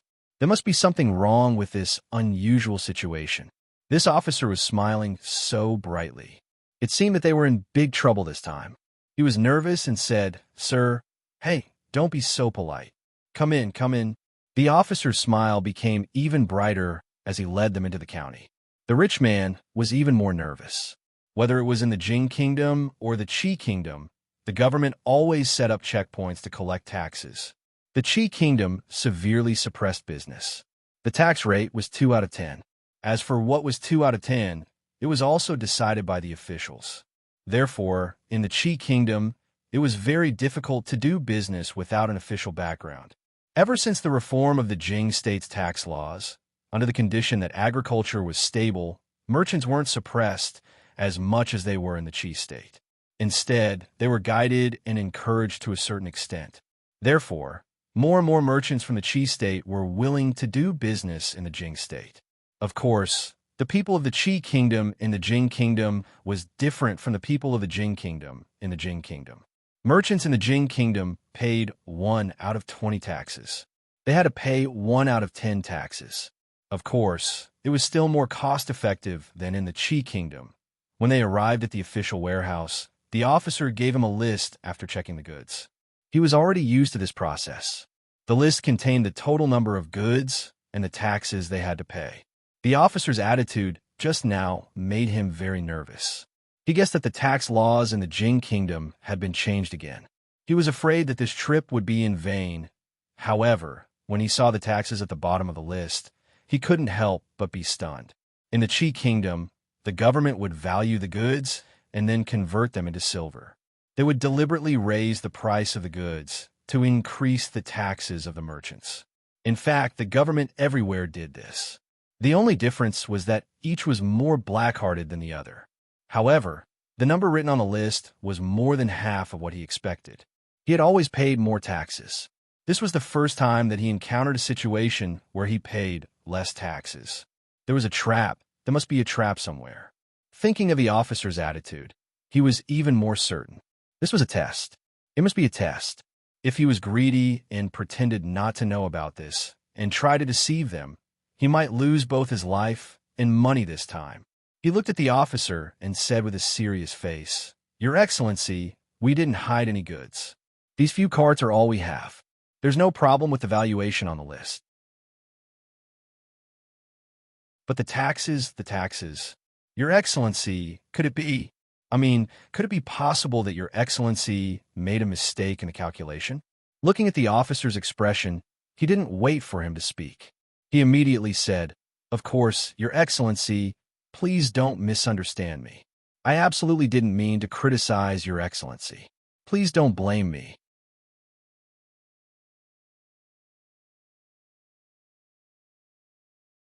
Chapter 10:13.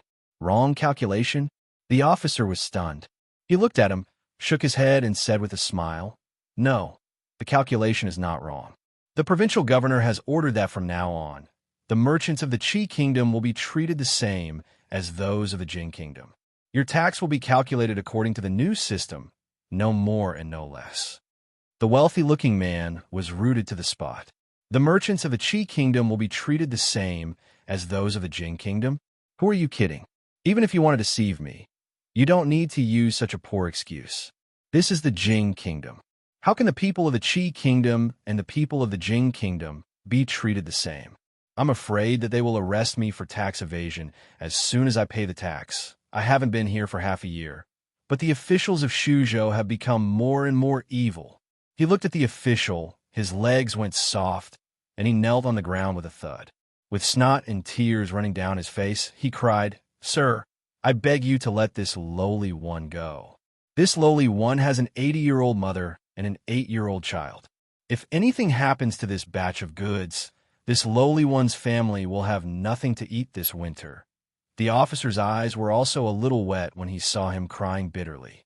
He also had an old mother to support, a little child to feed, and a squandering wife to spend money like water.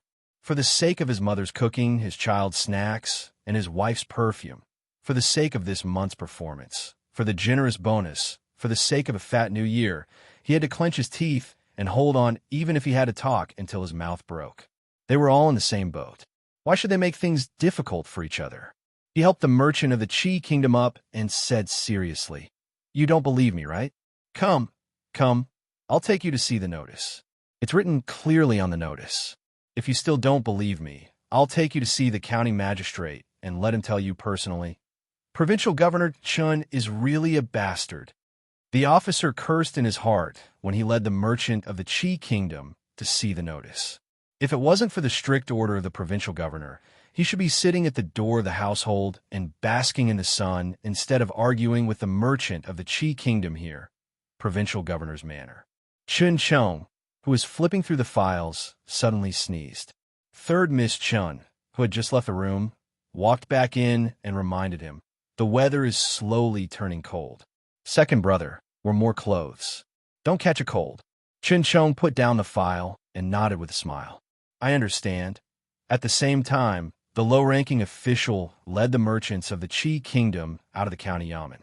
The petty official looked at the merchants of the Qi Kingdom and said, "This is Shuzhou. Thanks to His Royal Highness Jiang of Silla's benevolence, he knows that it's not easy for you to travel far and wide. That's why he gives you such preferential treatment. You won't get such good policies anywhere else. Big brother official, I'm really sorry. I've gauged the heart of a gentleman with my own mean measure." The merchant of the Qi Kingdom looked at the official apologetically and apologized. At this moment, he finally let out a long sigh of relief in his heart. He even felt a little light under his feet. The fringe was no longer so chaotic. Shuzhou was no longer plagued by bandits. Even the officials of the Jing Kingdom treated the merchants as human beings and gave them so much convenience. Wouldn't their business get smoother and smoother in the future? "It's a small matter, a small matter." The low-ranking official looked at him and asked, "Where are you going on this trip?" The wealthy-looking man smiled and said, "We're going to Qing Prefecture first. When the time comes, we'll turn to the water route to the capital and sell these goods. Then we'll buy some things from the Jing Kingdom and bring them back to earn some hard-earned money."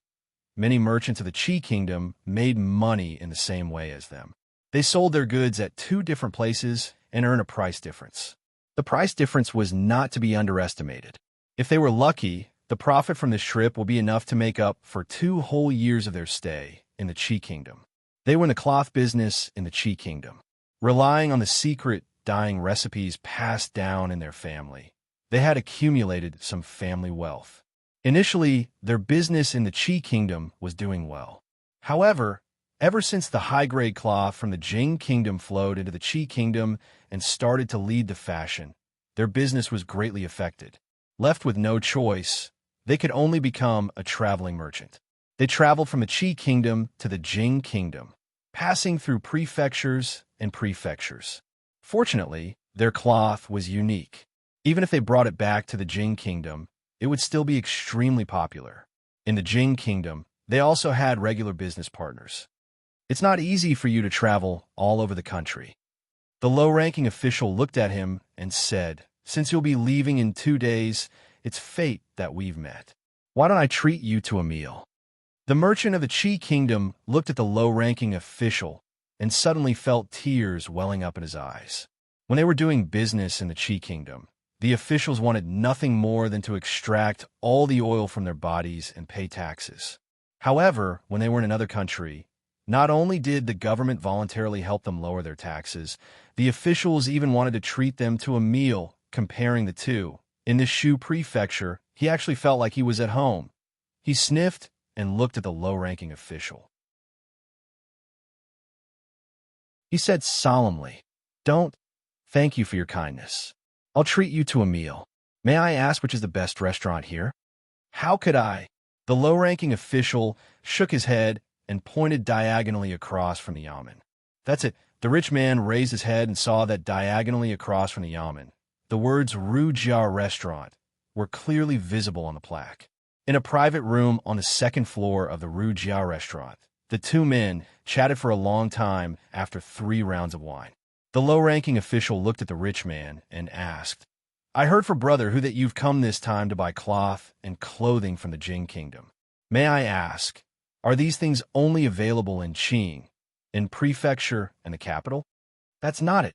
The merchant of the Qi Kingdom shook his head and said, "Brother Nya, you don't know this. Although other prefectures sell these things, we need a lot of them. You can only buy them in the capital, in Qing and Prefecture." The low-ranking official shook his head and said, "The one who doesn't know is you. Brother who? Let me put it this way. Whatever you can buy in Qing, in Prefecture, in the capital, you can buy it in Shuzhou. Whatever you can't buy in Qing, in Prefecture, in the capital, you can buy it in Shuzhou."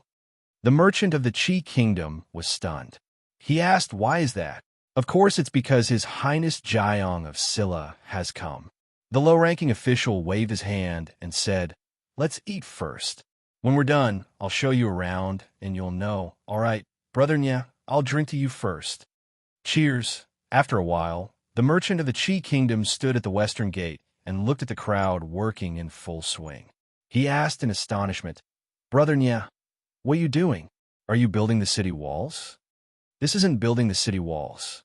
The low-ranking official shook his head and said, Look, this circle of unbuilt buildings are all shops and workshops. They'll be finished in another 2 months. The higher-ups have said that this will be a shopping mall in the future. There are shops selling cloth, clothes, restaurants, cloth shops, and inns. He looked at the merchant of the Qi Kingdom and said, Even you can run a shop here. There are merchants from all over the world here.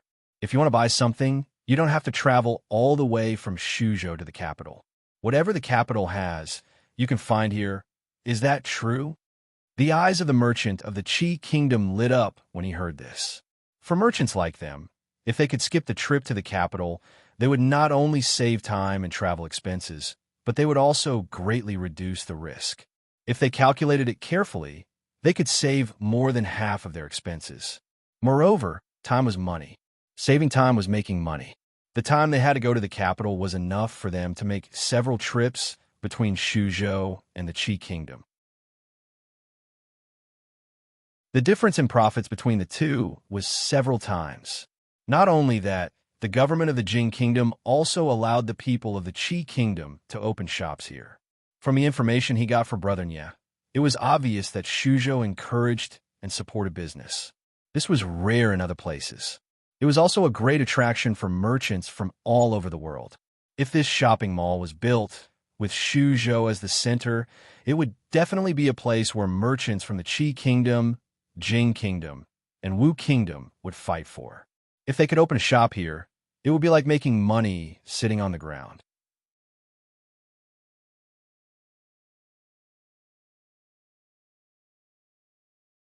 Chapter 10:14. The merchant's eyes flickered as if he could already see mountains of gold and silver flashing before his eyes. He looked at the petty official and asked, Big Brother Nya, do you think I can run a shop here as well? First come, first served. You can reserve it after paying the deposit. The petty official looked at him and said, Today is fine, but in a few days there might not be any space left. The merchant from the Qi Kingdom immediately said, Thank you, Brother Nya. Where can I pay the deposit? I'll go now. The petty official waved his hand and said, No need to thank me. It's all because of the good policies. The merchant from the Qi Kingdom shook his head repeatedly. If not for you, Brother Nya, I would already be on my way to the capital. How could I encounter such a good thing? After paying the deposit, I'll reward you handsomely. There were still a few more to go for this month's sales. The petty official thought for a moment and said, If you really want to thank me, introduce some of your merchant friends to me. After paying the deposit, the merchant from the Qi Kingdom came out from the registration area of the yamen. Once again, he bowed respectfully to the petty official and said seriously, I can't thank you enough. If Brother Nya needs anything in the future, please don't hesitate to ask. I won't refuse. You're too kind. The petty official waved his hand and said, Don't you want to buy cloth? I'll take you to the cloth workshop. I heard that the cloth workshop in the capital is the same one in our Shuzhou. Take a look first. The merchant from the Qi Kingdom cupped his hands and said, All right. I'll have to trouble Brother Nya again. As soon as he finished speaking, he suddenly heard the sound of an argument. That's clearly my customer. How dare you fight with me? What do you mean by your customer? Who told you to walk so slowly? Your sales for this month are enough. Can't you let me have one? Who would want to live with money? The merchant from the Qi Kingdom watched as the two yamen runners dragged each other into the yamen. He looked at the petty official and asked, Brother Nya, this is... The petty official waved his hand and said, Don't worry about them. Let's go on our. Although it was the slack season for farming, the people of Yong County were living quite a fulfilling life. Every day before dawn, the strong men in the village would form groups of 5 or 10 and go to the prefectural city to build houses. At noon, they would be provided with a meal of noodles. Once they were full, they would return at night. Their wages would be 20 copper coins a day, paid on a daily basis. They couldn't even earn 20 copper coins a day from farming. They didn't have any other skills, but they had plenty of physical strength. They could earn 20 copper coins a day, and every few days, they could still make up their minds to buy a pot of wine and 2 taels of meat to eat. Wu Lao-san was one of them. The reason why he was called Wu Lao-san was that he was the third child in his family. He had two older brothers before him. One died not long after he was born, and the other was killed by bandits more than 10 years ago. He was the only one left in the old Wu family. Thinking of this, he felt that it was a pity. Second brother didn't have the luck to die early. Otherwise, he would have been able to witness this world without thieves. His Highness Jiang of Silla was the best. He did such a great thing for the people of Shuzhou. It was just that he wasn't a good judge of character. He found a provincial governor who was sick in the head. He built shops at the city gate, and he even built them in a circle. But thinking about it carefully, if this provincial governor was normal, he wouldn't earn 20 copper coins a day, and he wouldn't have the money to buy candied fruits from Sufuji for his wife. Therefore, he found a provincial governor who was sick in the head. His Highness Jiang of Silla was the best. Speaking of his wife, she had been with him for so long, but she didn't have any good fortune. When the family was in dire straits, she had to weave cloth to make money to support the family. It was really hard for her. He took out the candied fruits that he spent 10 copper coins to buy today, pushed open the door, and said loudly, "First Mother, I'm back." A woman walked out of the room and said, "You're back. Coming quickly. I'll cook immediately." Wu Laosan walked in and asked with a frown, "Where did you go today? Why are you only cooking now?" The woman said softly, "Today, the cloth shop in the city is recruiting people. I asked Third Aunt to accompany me to take a look. The cloth shop is recruiting people. Why'd you go there?" Wu Laosan frowned and said, "You're a woman. Why don't you stay at home? Don't run around all day." He threw a paper bag on the table and said, "When it comes to earning money, us men will do it. Can you women earn 20 copper coins a day? This is the candied fruit that I bought from Sufuji today. Try it. If you like it, I'll buy it for you in a few days." "I know." The woman opened the paper bag and said softly. Wu Laosan took a cold steam bun and ate it. He asked casually, "All right, how much does the cloth shop pay you every day?" 300 copper coins. Wu Laosan took a bite of the steam bun. His expression froze. He looked at her and asked in a muffled voice, "How much? 3 copper coins?" The woman took a bite of the candied fruit and said softly, "Everyone else pays 30 copper coins." I showed them the cloth that I used to weave. They said that I was good at weaving and the flowers were beautiful. They asked me to teach them how to weave. They paid me 300 copper coins a day. Wu Laosan was stunned for a while. He grabbed the kettle and gulped down the steam bun. He put down the kettle and slammed the table. He said loudly, "You're a woman. Don't you feel bored staying at home all day? If there's a chance, you should go out and see more. Where's the cloth shop you mentioned? Bring me there tomorrow. They only hire women. Don't I know that they only hire women?" Wu Laosan looked at her and said seriously, "I'm looking for you to see if they're lying. Women like you are the easiest to be deceived. No, that's the workshop of the Jiang of Silla. They won't lie." Wu Laosan looked at her and then at the paper bag in her hand. He put the cold steamed bun aside and pursed his lips. He said, "Come, let me try a piece of the candied fruit, the pandemonium." Fang Yu put down a piece of paper and said, "Building a shop? What is this Li Yi doing?" He turned to look at the man in purple and asked, "Is the news true?" The man in purple nodded and said, "I've asked the local people. They want to build a shopping mall there. It said that they'll be opening before the new year." They had lost contact with the messengers of the holy religion in charge of Shu province. This meant that they couldn't contact the believers in Shu province. If they wanted to obtain information, they could only ask the local people. Fang Yu frowned and murmured, "Why does it have to be the West Gate? Are you stupid? There are 4 gates in the East, West, South, and North. Only the West Gate is the most useless. It's not open all year round. If they didn't choose the West Gate, would they choose the other 3? The king of Shu walked over from the side and looked at him. He said, "You may not know this, but Li Yi's greatest strength is not in governing the country, but in business. He should be making a good profit during the New Year's festival. Didn't he find a way to keep those merchants in Shuzhou?" Fang Yu shook his head. "I'm just worried." "There's nothing to worry about." The king of Shu shook his head and said, "There are 3,000 soldiers stationed in Shu province. Yong County can only mobilize 2,000 soldiers at most.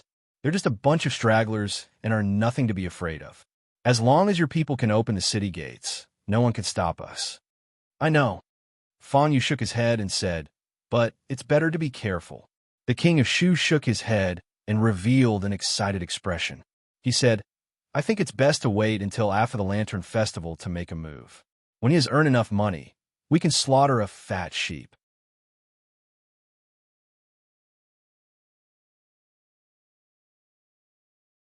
Chapter 10:15. The king of Shu postponed the day of action for half a month. Before the Lantern Festival, Li Yi could only accept it passively. He couldn't force him to do it with a knife on his neck, which would be too inhumane.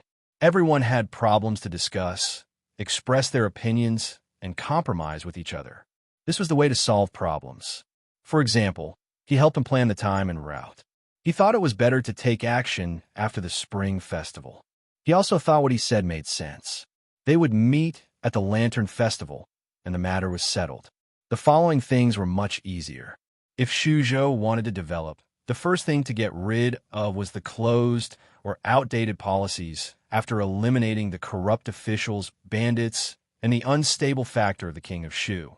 At present, for ordinary people in Shuzhou, agriculture was still the most important and basic. It was related to whether they could have enough to eat and whether they would be hungry. On this basis, it was necessary to emphasize that industry, agriculture, and commerce should go hand in hand and develop together. That was what they had been doing these days. They lowered the tariff, attracted investment, canceled the curfew, opened the night market, built workshops, and provided a large number of jobs for idle women at home. The goods produced in the workshops were sold to merchants from other countries. Shuzhou would become the first special economic zone in the Jing Kingdom. Walking Rui and Ruoqing on the streets of Yong County again, it was quite different from a few months ago. The streets of Yong County used to be dirty and messy. Garbage could be seen everywhere, and sewage ditches were everywhere.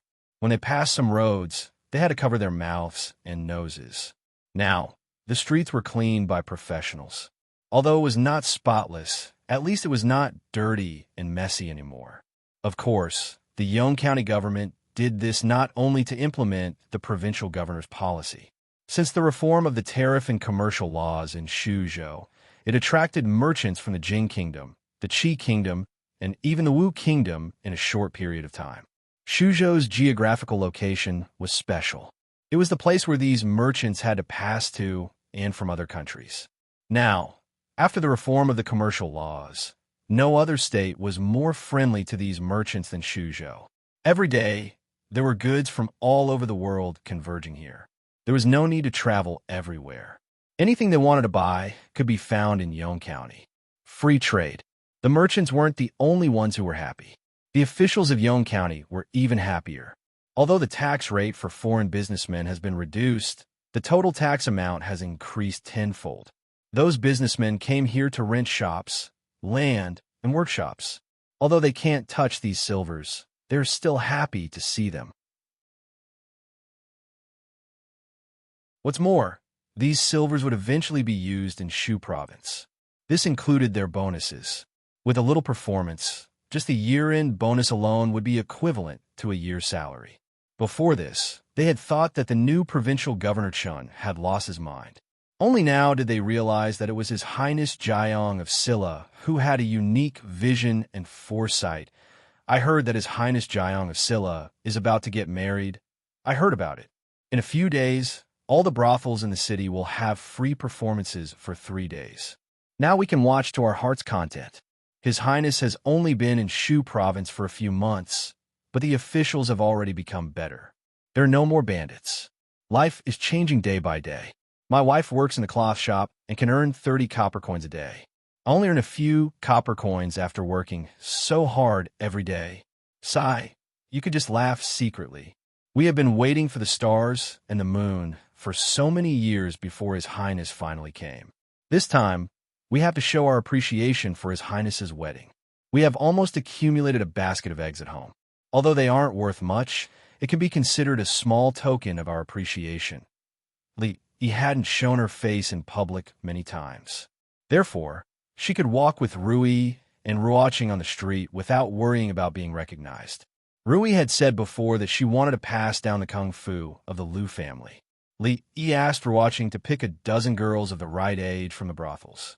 Now that she had nothing to do, she would teach them kung fu.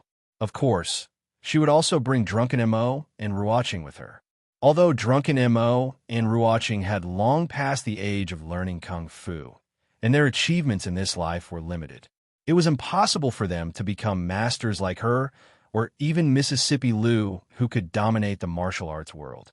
However, with a master teaching them, their progress would not be slow. On the contrary, it made Li, who had always been lazy, feel some pressure. If they became more powerful, it would be difficult for him to be a husband again. Ruoqing was fine, but with Drunken Mo's temper, it was hard to say what would happen after marriage. In the end, who would be on top and who would be on the bottom, who would be active and who would be passive. However, a man should be flexible, so he didn't need to care about these things. Drunken Mo's wedding dress had been embroidered a long time ago. Now that the former emperor had passed away, the 1-year period was about to pass. At the beginning of next year, it would be time to return the wedding that he owed them. Beside a small stall by the roadside, Rui and Ruoqing walked over, picked up an exquisite hairpin, and inserted it into Ruoqing's hair, saying, "This hairpin matches my sister quite well." Li looked at it. This hairpin was indeed exquisite. Judging from its style, it didn't seem to be from the Jing Kingdom. Now in Yong County, merchants from all over the world gathered, and any small stall on the street could buy a lot of good things. Beside the two of them, another woman also picked up a hairpin. She turned around and said to a man in a yamen uniform, "Husband, this hairpin is beautiful. I want this one." The official frowned and said, "Didn't I just buy one for you yesterday?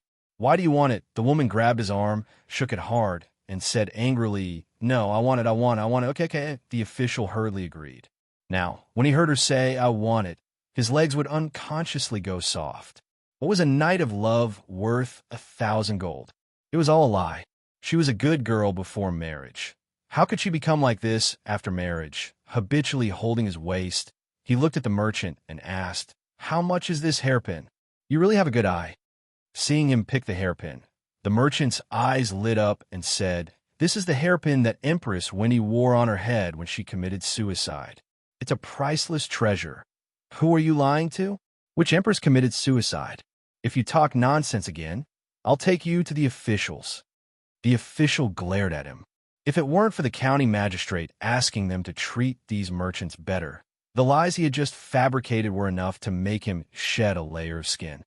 "It's Empress Witty of the Wu Kingdom." The merchant hurriedly shook his head and said, "Sir, you can take a closer look. This style, this material, it's really a real royal thing.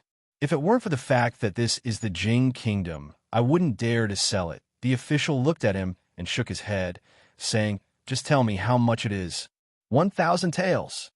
The merchant from the Wu Kingdom looked at him and said, "I might as well tell you the truth. This hairpin is the relic of Empress Witty of the Wu Kingdom. I only dare to sell it here. 1,000 taels, 1,000 taels, no lower. Let's go." The official took the woman's hand and turned around to leave. 1,000 taels? 1,000 taels? He had to think about it. 1,000 taels? Even if he sold himself, it wouldn't be enough. The woman also knew that they couldn't afford it. After looking at it longingly, she could only sigh and leave. "Sir, don't go. Don't go." Seeing that they were about to leave, the merchant from the Wu Kingdom immediately said, "Another 2 taels, 998. How about 998? Hey, sir, another 598, 498, 498. Wait."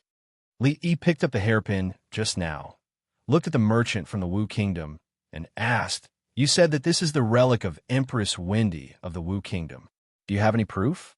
The merchant from the Wu Kingdom was stunned.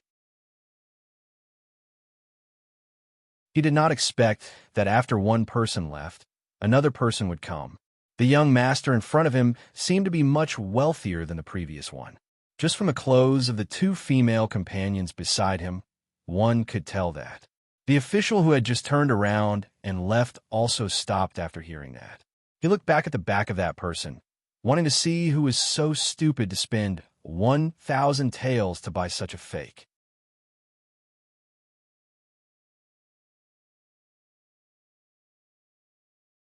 Chapter 10:16.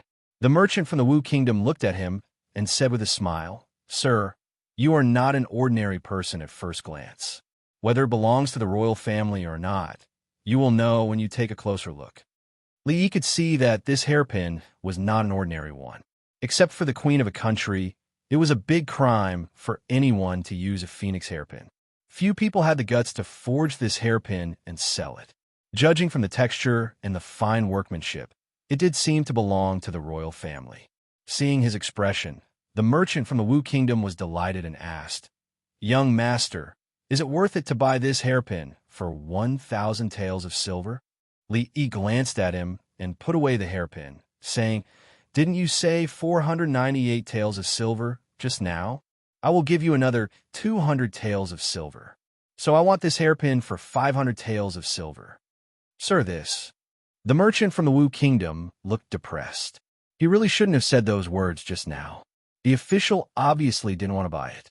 He shouted for nothing, but now 500 taels of silver flew away just like that. However, he also knew that it was not easy to sell this thing.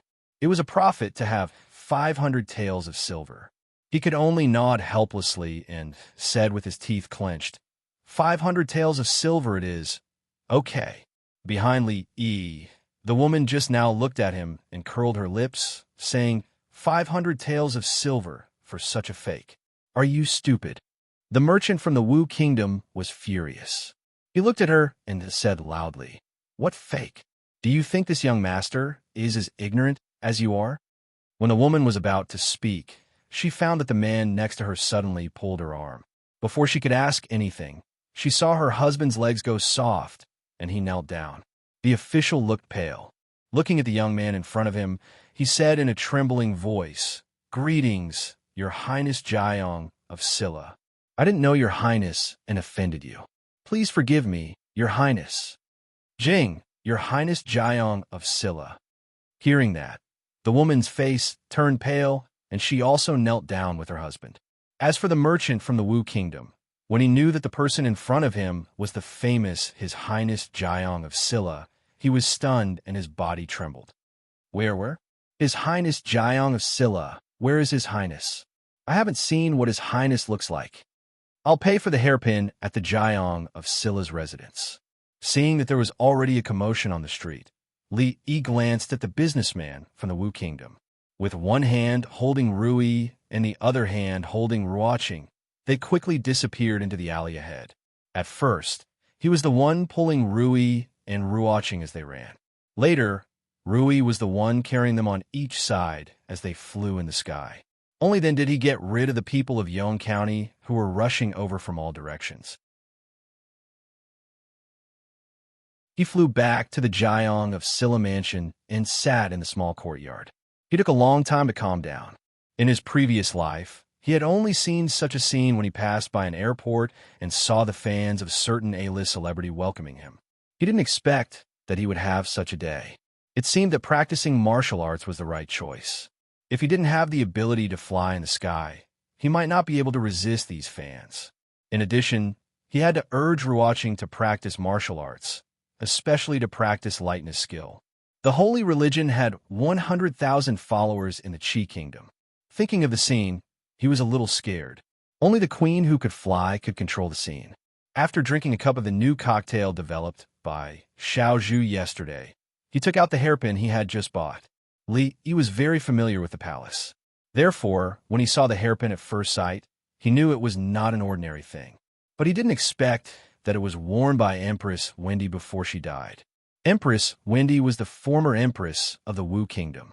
After the current emperor of the Wu Kingdom killed his brother and father, she committed suicide. Now he was sure that Yang Liuqing was the princess of the Wu Kingdom. After the emperor of the Wu Kingdom usurped the throne, she fled the palace. Then this empress Wendy must be Yang Liuqing's mother. Since he saw it, he naturally had to help her put away Empress Wendy's belongings. He would return them to her when he saw them in the future. Several months ago, the news about Yang Liuqing was directly cut off. Of course, wasn't because something had happened to her.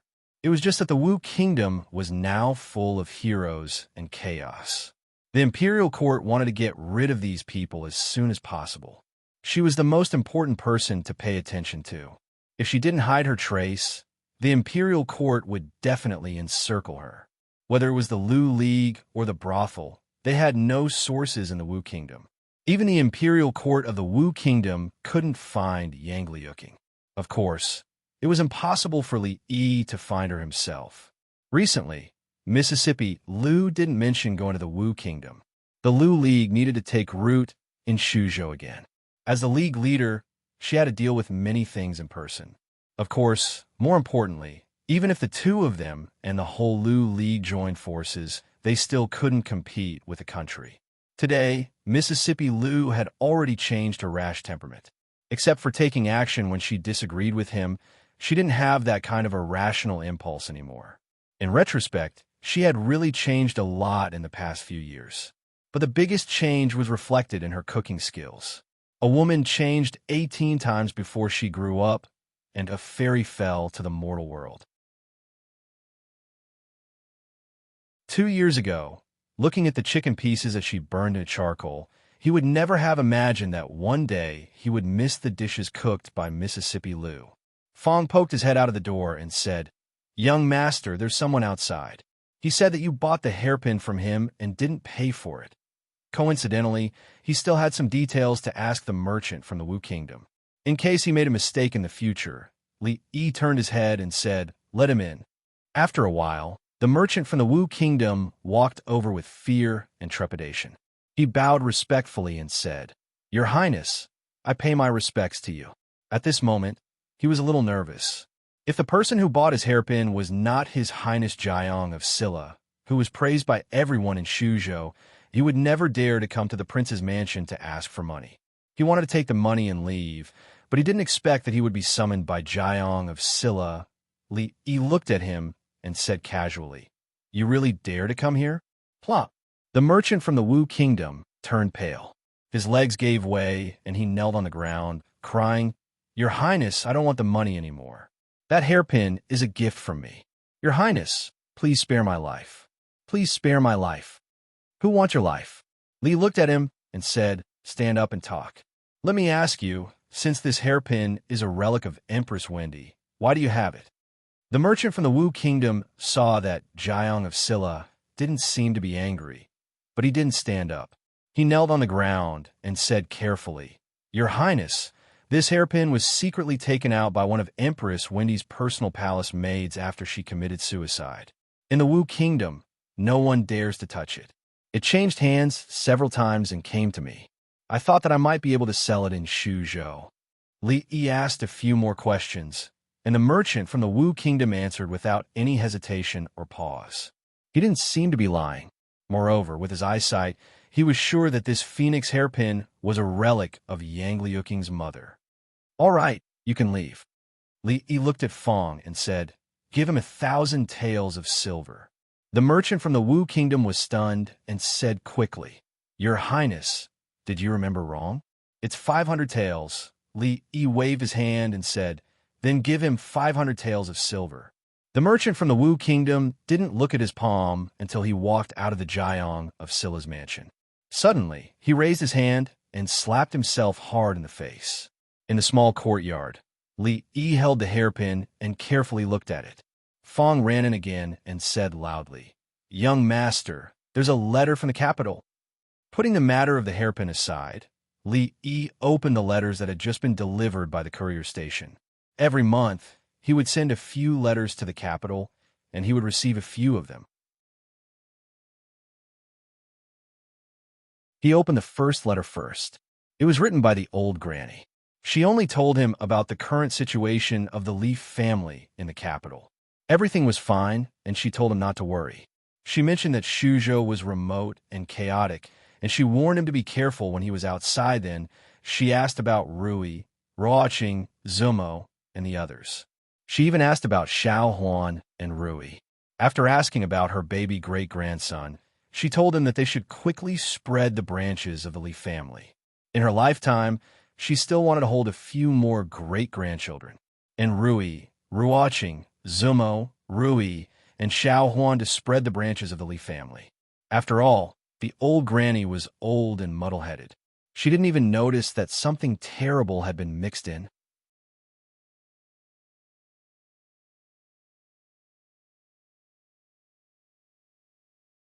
Chapter 1017. After reading the old mistress letter, Li Yi called Xiao Huan over and asked her to show the letter to Rui and the others. The old mistress letter was not written for him. She did not mention him as much as Rui. The next letter was very short. The handwriting was rather immature. Duanwu had only been learning to read for a few years, so it was already very good that she had made such progress. The little girl used a worried tone to talk about the heavy workload that caused her to have no time to play during this period of time. She also said that the guy called Li Han was always bothering her, which was very annoying. The only time she wasn't annoyed was when he was explaining the math problems to her. For the time being, there were only 3 letters. The last one was naturally Li Xian's. Li Yi opened the envelope. After glancing through it, he shook his head helplessly. Li Xian, this guy, had thrown all the matters of the court to Mingzu. He had gone off to study soap bubbles, leaving Mingzu, a princess, to worry about the empress. And he still had the cheek to ask himself why the bubbles under the sun were colorful. Li Yi looked at Yongning, who was blowing bubbles in soap water to tease Li Duan. Even Yongning knew that it was the interference of light. 2/3 of this guy's letter was actually about this, and based on this, he proposed 3 conjectures and 5 hypotheses. He picked up his pen and wrote on the paper, "To understand why the soap bubbles under the sun are colorful, we must first understand the wave-particle duality of light. Speaking of the wave-particle duality of light, we must mention the theory of relativity. And before we understand the theory of relativity, we must definitely not bypass quantum theory." When he reached the angle between the direction of vibration of the incident light vector and the direction of polarization of the polarizer, Li Yi could not continue. He then used one sentence to explain the principle of the interference of light, which caused the soap bubbles under the sun to be colorful. He then used a few hundred words to briefly describe the recent events of the past month. He asked about the situation in the capital. He estimated that 5,000 words should be enough. He put a few pieces of paper into an envelope and sealed it. The courier would send it to the capital at the fastest speed of 800 li. He looked at Fong and asked, "Just these 3 letters. Is that all?" Fong shook his head and said, "Only these 3. Li Yi lowered his head and said after a long time, "So be it." Ever since he left the capital, he could only get bits and pieces of information about Mingzu and Shanning from Li Xian's letters. He thought they would write back, but after waiting for so long, there was still no letter. Even the letters he sent were not answered. He still remembered that the day before he left, Mingzu held his hand and asked him if he could stay. He also remembered that the girl ran out of the palace barefoot and cried her heart out. Thus, his anger towards certain people in the capital, which he had managed to quell with great difficulty, rose again. Li Duan watched for a while and didn't want to watch anymore. He trotted over, held Li Yi's arm, and asked, "Father, Dwayner misses Xiao Rui and Xiaonyang. When are we going back to the capital?" At the age of 2, Li Duan could already speak his mind in complete sentences. "In a few more days. In a few more days, I will be able to see Xiao Rui." Li Yi picked him up and suppressed the anger in his heart. He asked with a smile, "Isn't Xiaonyang at home? Why does Dwayner still miss Xiaonyang?" He only thought that Xiaonyang was what Li Duan called ruaching or zuamo. Perhaps Rui taught him to call her that these days. "Xiaonyang is not at home. Xiaonyang is in the capital." Li Duan shook his head and said, "Xiaonyang will give Dwayner candy figurines to eat." The smile on Li Yi's face froze in an instant. Zuamo and ruaching would not give him candy figurines to eat. The child was still young, and eating too much candy was not good for his teeth. He gently put Li Duan down and picked up the letter sent by Li Xian. The letter said that there was a girl who stood on the palace wall every day and looked in the direction of Shuzhou. Every letter he sent would mention this sentence. The letter also said that she would read every letter he sent without missing a word. She was the person who would secretly give Li Duan candy figurines to eat. He lowered his head, touched Li Duan's head, and said, "I also want to. When you grow up, I will take you back to see her." Li Duan nodded and said, "Then Dwayner should eat well and grow up quickly. When you grow up, you will be able to see Xiao Yang." Li Yi's face was a little dazed. There was once a girl who told him that she would eat well, sleep well, and do her homework well. She would grow up well and wait for him to come back. What the girl didn't know was that when she said these words, she had already grown up. A bunch of bastards. Thinking of the faces of those people in the capital again, thinking of the girl standing opposite him and smiling with tears in her eyes, Li Yi's face darkened and his fists clenched. When Qin saw Li Yi, he knew that someone was going to be in trouble. He stood up from his seat and asked, "What happened?" Li Yi's face darkened. "Write a memorial and hand it in. Say that suppressing bandits in Shuzhou has cost a lot of money and suffered heavy losses. Ask the court to allocate 1,000,000 taels of silver." Qin froze and then looked at him in disbelief. 1,000,000 taels of silver? You're crazy. They won't agree. Li looked at him and asked, "Either they agree to allocate the money or Shuzhou doesn't pay taxes for 50 years. Which do you think they will choose?" Qin didn't need to guess to know which option the people in the capital would choose. Shuzhou had always been poor and full of bandits. Not mentioning paying taxes to the court every year, it could already be considered a good year if it didn't rely on the court's aid and not drag the court down. 1,000,000 taels of silver or non-existent taxes. Even an idiot wouldn't know which to choose. The court was full of smart people, so they would definitely choose the second option. The result of choosing this path was that they would be ridiculed by their descendants for 50 years, because the Shuzhou of today was no longer the Shuzhou of yesterday. The Shuzhou of tomorrow was no longer the Shuzhou of today. In the entire world, no one dared to make such a request to the court, but unfortunately, the person before him was one of them.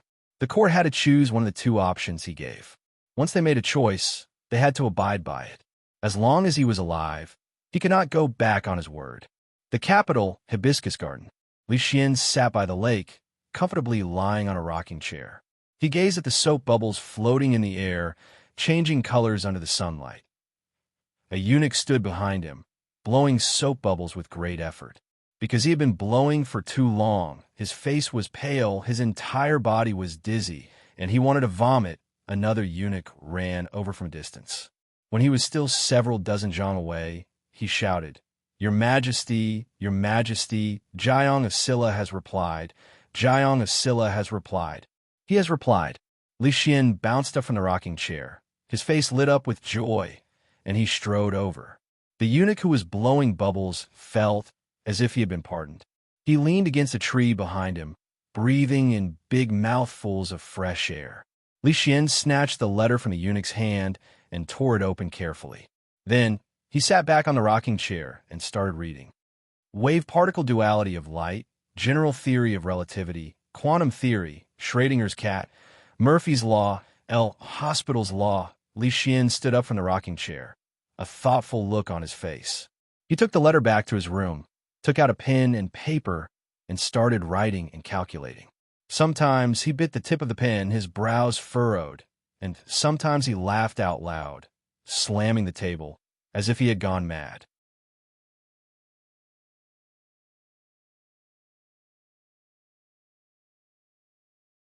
Chapter 1018. The eunuchs and palace maids were used to His Majesty's crazy behavior.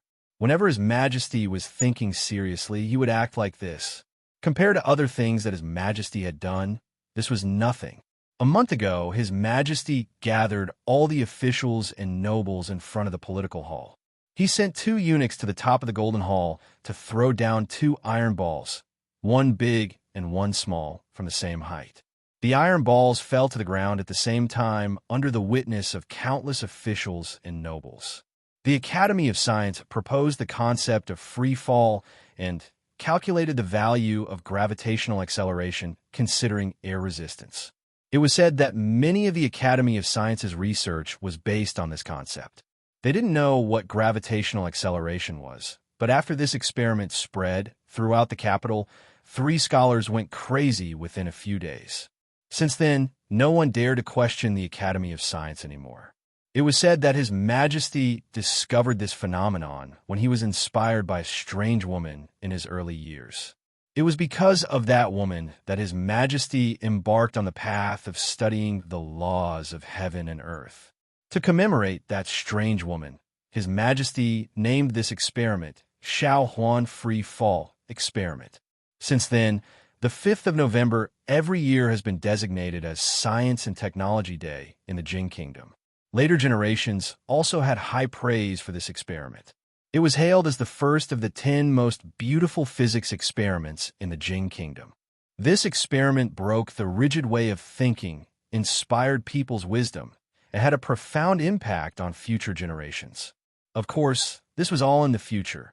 Note, that's right, I copied the book review again. Thanks to Chidian reader Springwood 11 for your imagination. 2 hours later, Li Xian rubbed his slightly swollen head. His face was slightly pale. He finally saw the key point. The color of soap bubbles is caused by the superposition of light reflected from the front and back membranes. It's a phenomenon of light interference. He was startled. If the answer to the question was this simple, then the things he had read earlier, such as wave-particle duality, general relativity, quantum theory, Schrödinger's cat, Murphy's law, Hospital's law, all of these things that he had struggled so hard to understand were all used by Li Yi to make up for the number of words in the book. Schrödinger's cat. What was the relationship between Schrödinger and old General Shui? He knew that the box might be poisoned, yet he still put the cat in. Did he ever consider the cat's feelings? Who was Murphy? Was he the descendant of the Mo family? The laws he proposed had nothing to do with the ideology of the Mo family. Who was Luo Beta? What was the limit? Why did he ask for guidance? If he ran fast enough, his sorrow would not be able to catch up with him. Was this the theory of relativity? But what did this have to do with his question? After staring blankly on the spot for a long time, his face finally revealed an embarrassed and angry expression. He sat back down and picked up the letter. A moment later, he suddenly slapped the table and said angrily, "This deranged fellow, he actually gathered 4,381 words this time." A figure walked in from outside and looked at Li Xian, asking in a low voice, "Imperial brother, did teacher send a letter?" Li Xian looked at the girl who was quietly standing in front of him with a smile. A trace of heartache flashed across his face as he smiled and said, "Yes, he said that Dwayner misses you very much and wants to come back to see you as soon as he grows up." The girl said with a smile, "I also miss Dwayner. I wonder if he's grown taller and how many teeth he has grown. I didn't say in this letter." Li Xian took out another letter from the table and handed it to her. He said, "This is a letter from him to you. Maybe it's written on it. Oh yes, there's also a letter from your imperial sister. When you return to the palace later, send it to her." "Thank you, Brother Xian." She took the letter. At this moment, a small figure ran in from outside. When she ran past the door, she accidentally tripped and fell. Without waiting for the eunuchs and palace maids to help her up, she got up by herself, patted the dirt off her body, and ran to Li Xian. She raised her little face and asked, Daddy, is Dwayner back?" Li Xian picked her up and said, "Dwayner hasn't come back yet. When Xiao Rui grows up, Dwayner can come back to play with you." The little girl who just turned 2 bit her finger and said seriously, "Then Xiao Rui has to grow up quickly." Somewhere in the palace, the little girl carefully opened the letter with a faint smile on her face. She murmured, "Dwayner already has 20 teeth. His height." She stood up and gestured. She murmured, "His height is already up to my waist. When he grows up, I won't be able to carry him." She carefully read the letter several times before putting it into an envelope and locking it in an exquisite box. There were already several letters lying in the box. 1 letter every month. There were a total of 8 letters now. In other words, her teacher had been gone for a full 8 months. When she received her teacher's first letter, her heart was filled with joy. She was so happy that she couldn't sleep for a few days. Later, she wrote many pages of replies. Her wrists were sore. She had so many things she wanted to say to her teacher, She wanted to drink the soup that her teacher made. She wanted to eat the sugar figurines that her teacher bought for her. She wanted her teacher to put her on his neck to watch the fun. Later, she burned the letters one by one. No amount of paper could finish writing all the things she wanted to say to her teacher. She believed that her teacher knew all the things she wanted to say. I wonder what was written in the letter that he wrote to my sister. She looked at the other letter on the table and picked it up. She walked out of the palace and headed in the direction of the Morning Dew Palace. The Morning Dew Palace. The princess, who had just finished practicing, changed her clothes, and bathed, walked back into the palace. She looked at an old man standing in the middle of the palace and asked, "1 year is almost up. What plans does Chief Chong have?" Chongda raised his head and said, "There isn't much to see in the capital anymore. I plan to go take a look outside." This was once His Majesty's long-cherished wish. Now, I can only fulfill it on His Majesty's behalf. Emingzi nodded and didn't say anything else. Chongda turned and walked out of the palace.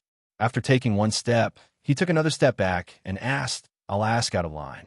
What plans does your highness have in the future?" "Chief Chong." Princess Shaning walked in from outside and nodded slightly at Chongda. She then handed the letter to Emingzi and said with a smile, "Sister, sir has sent a letter."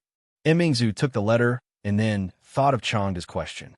However, when she raised her head to look, there was no one at the palace door. She put the letter away and asked the young girl beside her, "You have to manage the academy and the women's union. If you feel tired, you can put one down first." "I'm not tired." The young girl shook her head and said, "It's good to be busy every day. I can also learn many things that can't be learned from books. Sister, on the other hand, don't be too busy. Sir told me to keep an eye on you and not let you always stay up late. He said that girls who stay up late will age." Emingzi nodded. Every time he wrote to her, he would mention this. He said that girls who stayed up late would age easily and get wrinkles easily. It was easy for their hormones to go haywire, causing irregular menstruation and causing their breasts to shrink. He also said that if she became an old woman in the future, no one would want her. Therefore, she never openly used letters in front of Shaning.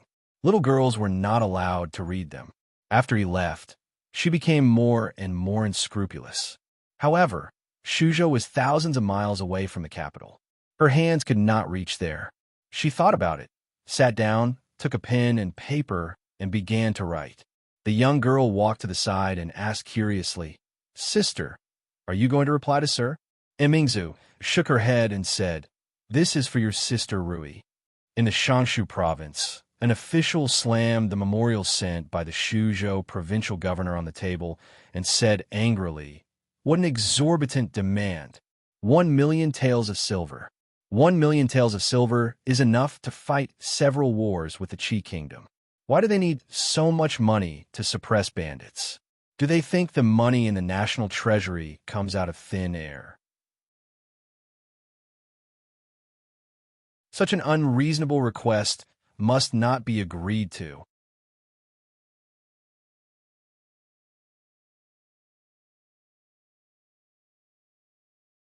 Chapter 1019. The official was referring to a memorial that Chun Chong, the provincial governor of Shuzhou, had just sent over. Everyone was familiar with the name Chun Chong. The Chun clan was once illustrious for a time. Chun Qing was one of the pillars of the imperial court, and Chun Chong's name was known by everyone in the imperial court. Of course, that was the Chun family in the past. Later, the king of Shu lost power and was implicated by the Cui family. The Chun family soon declined. Chun Chong was stripped of his official position and his property was confiscated. He was reduced to opening a cloth shop in the capital to make a living. For a long time, this matter was a topic of discussion among the officials in the imperial court. He thought that the Chun family would never have a chance to rise again in this life, but he didn't expect that in just a year, the Chun family would become the provincial governor of Shuzhou. Shuzhou was the fief of the Jiang of Silla and the most special prince of the Jing kingdom. The imperial court could not interfere with the appointment of the provincial governor of Shuzhou, nor could they criticize him. They accused him of something else. According to the memorial, after the Jiang of Silla arrived in Shuzhou, he launched a vigorous campaign to suppress bandits. All the officials knew that there were many bandits in Shuzhou. For many years, the imperial court and local officials tried to suppress them, but to no avail. As time went by, he took a laissez-faire attitude towards this matter. They did not care whether the Jiang of Silla suppressed the bandits or not. The problem was that if he wanted to suppress bandits, it was just to suppress bandits. Why did he make it seem like he was at war with the Qi Kingdom, the Wu Kingdom, and the Zhao Kingdom at the same time? Although the national treasury had not been so tight for the past 2 years, they could not be so extravagant. This was clearly blackmail. Someone looked up at the indignant official and asked, "Then, Lord Qi, do you think that we should choose the second option? Shuzhou does not pay taxes for 50 years. Although the Shuzhou is the fief of the Jiang of Silla, it is also the land of the Jing Kingdom. How can we do this?" Lord Qi waved his hand and said, "We will not choose either of these two options. You can tell this to His Highness the Jiang of Silla and His Majesty." The official shook his head and said no more. His Highness the Jiang of Silla was more favored by His Majesty than the Empress. If this memorial was sent directly to His Majesty, he would probably approve it immediately. Back then, they were the ones who had forced King Jing to Shuzhou. Now, if they dared to add insult to injury, even if King Jing was far away in Shuzhou and could not do anything to them, His Majesty would not let them off easily. Because of the departure of the Jiang of Silla, the conflict between them and His Majesty had not been completely resolved. Moreover, this matter was not that difficult to choose. Shuzhou had always been a sore point for the imperial court. It could be said that they did not care about it. It was indeed the territory of the Jing Kingdom. But if they did care about it, that place was too chaotic. The imperial court could not reach that far. Its existence was of little value. It would only drag the imperial court down and pull down the per capita GDP of the country. All the data from the Ministry of Revenue could prove this point. It was tasteless, but it was a pity to throw it away. Therefore, when His Majesty conferred Shuzhou to the Jiang of Silla, there was almost no opposition in the imperial court. Even if the Shuzhou did not pay taxes for 50 years, it would not affect the overall situation. That place was so chaotic. It was the Wu Kingdom, the Qi Kingdom, and the land of chaos. It was not easy to throw the blame to the Jiang of Silla, but no one was willing to pick it up again. The two prime ministers were not present, so the ministers had a discussion and finally made a decision.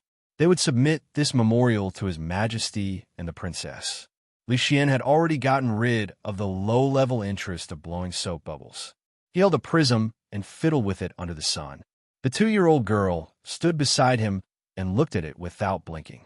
She murmured, "Why hasn't Daddy conjured a rainbow yet?" Uncle Li conjured one so quickly. The little girl clapped her hands happily and ran over to show off to her mother. She was so happy that she finally managed to achieve the dispersion phenomenon. "Mother, Daddy conjured a rainbow for Xiaorui just now." After a while, Wang Qin walked over with the little girl in her arms. Li Xian looked at her and said, "That guy is going to get married soon, and he's going to marry two at once. Isn't His Majesty going to get married soon? What's there to be envious about? Are you envious that the Jiang of Silla can marry two?" Wang Qin looked at him and said, "If His Majesty is willing, he can marry more than the Jiang of Silla. In addition to the imperial concubines, he can also have a few more concubines. What are you saying? Am I as fickle and beastly as him?" Li Xian said righteously as he held the mother and daughter in his arms. Wang Qin blushed slightly and gently pinched him. "You're already an emperor, but you're still not serious." "Xiaorui is still here." The little girl covered her eyes and quickly said, "Xiaorui can't see anything. She can't see anything." The family of 3 laughed and played for a while. Then, Wang Qin took the little girl to sleep. Li Xian walked back to the hall and opened the memorial at the top. He only glanced at it and used a red brush to circle the words, "Shuzhou will not pay taxes for 50 years.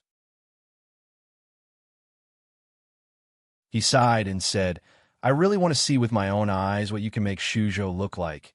The reason he chose this option was not because he was reluctant to part with silver, but because he knew that a mere 1,000,000 taels of silver could not compare to the Shuzhou that he governed. Because if he didn't check the second option, he wouldn't receive any reply next month. More importantly, according to his description, Shuzhou was a good place. It sounded like it was a lot more fun than the capital. Shuzhou, the provincial governor's residence. Chen Chong looked at the imperial edict that Li Yi had delivered and felt his lips go dry. His Majesty had actually agreed. He had agreed to allow Shuzhou to develop freely for these 50 years and not have to pay taxes to the court. This was an imperial edict. The emperor did not joke about it, and there was no such thing as a trifling edict. The officials in court would no longer have the chance to regret it. When it came to Shuzhou, if they wanted to throw it away, they could throw it away. However, Shuzhou was not a place that they could throw away or pick up as they pleased. After today, they could only look at the rich and populous Shuzhou with envy. After following at Li Yi's side for so long, he now seemed to understand why Li Yi had never been willing to enter the court when he was in the capital. Because the people in the court were basically a bunch of pigs. One could imagine what would have happened if the court had not interfered for so many years and allowed Shuzhou to develop freely. The reason he was able to sit step by step in the position of censor was not because of the Chun family. Thus, he could clearly see that in less than 50 years, Shuzhou would become even more prosperous than Qing and Fu and Jingdou. At that time, would they still feel heartache over the 1,000,000 taels of silver? Jiang of Silla Fu. Li Yi looked at Fong and asked, "Other than the imperial edict, is there anything else?" Fong nodded and said, "There is also a letter." Li Yi casually asked, "From Li Xian?" Fong shook his head and said, "From the princess." Li was stunned and asked in disbelief, "Which princess?" "The eldest princess." "Ah." Li Yi suddenly stood up from his seat. "Why didn't you say so earlier that the eldest princess sent a letter? Quick, show it to me." Fong took a step back and shook his head. He said, "The eldest princess did send a letter, but it was not for the son-in-law." Li Yi was stunned on the spot. If the eldest princess's letter was not for him, who else could it be for? To Yongning? To Rui? It couldn't be for Mississippi Liu, could it? Fong looked at him and explained, "This letter was written by the eldest princess to the second young mistress." "What? Imingzu gave it to Rui?" Li Yi was stunned again. Imingzu and Rui, their relationship didn't seem to be so good that they would write letters to each other, right? Besides, he had written so many letters to her, but she didn't reply to any of them. She actually took the initiative to write to Mississippi Liu. This didn't make sense, nor did it make sense. Li shook his head and said, "I don't believe it. Let me have a look." Fong took out the letter from his sleeve and put it on the table. "I told you to read more." Li looked at the letter and looked at him with disappointment. He pointed at the words on the envelope and said, "Look, it clearly says for Li Yi. Why is it written for Rui? Although you can't read, you can't talk nonsense." Fong looked a little sad and said, "Son-in-law, you are insulting me. Although I can't read, I know how to count. For Li Yi is 4 words. For Lu Rui is 5 words." He shook his head and continued, "And I asked the courier. This letter is indeed for the second young mistress. Son-in-law, don't lie to me, and don't lie to yourself." Li Yi finally understood why Fong's martial arts had stagnated. He was ignorant and incompetent. He was simply ignorant and incompetent. He didn't practice, but secretly learned. He obviously didn't know how to count before.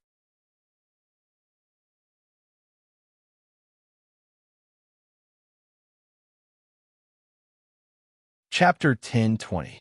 Even if she wrote it to Rui, can I read it? Li Yi took the envelope from his hand and said, "What is my relationship with Mingzu and Rui? The 3 of us are like one person.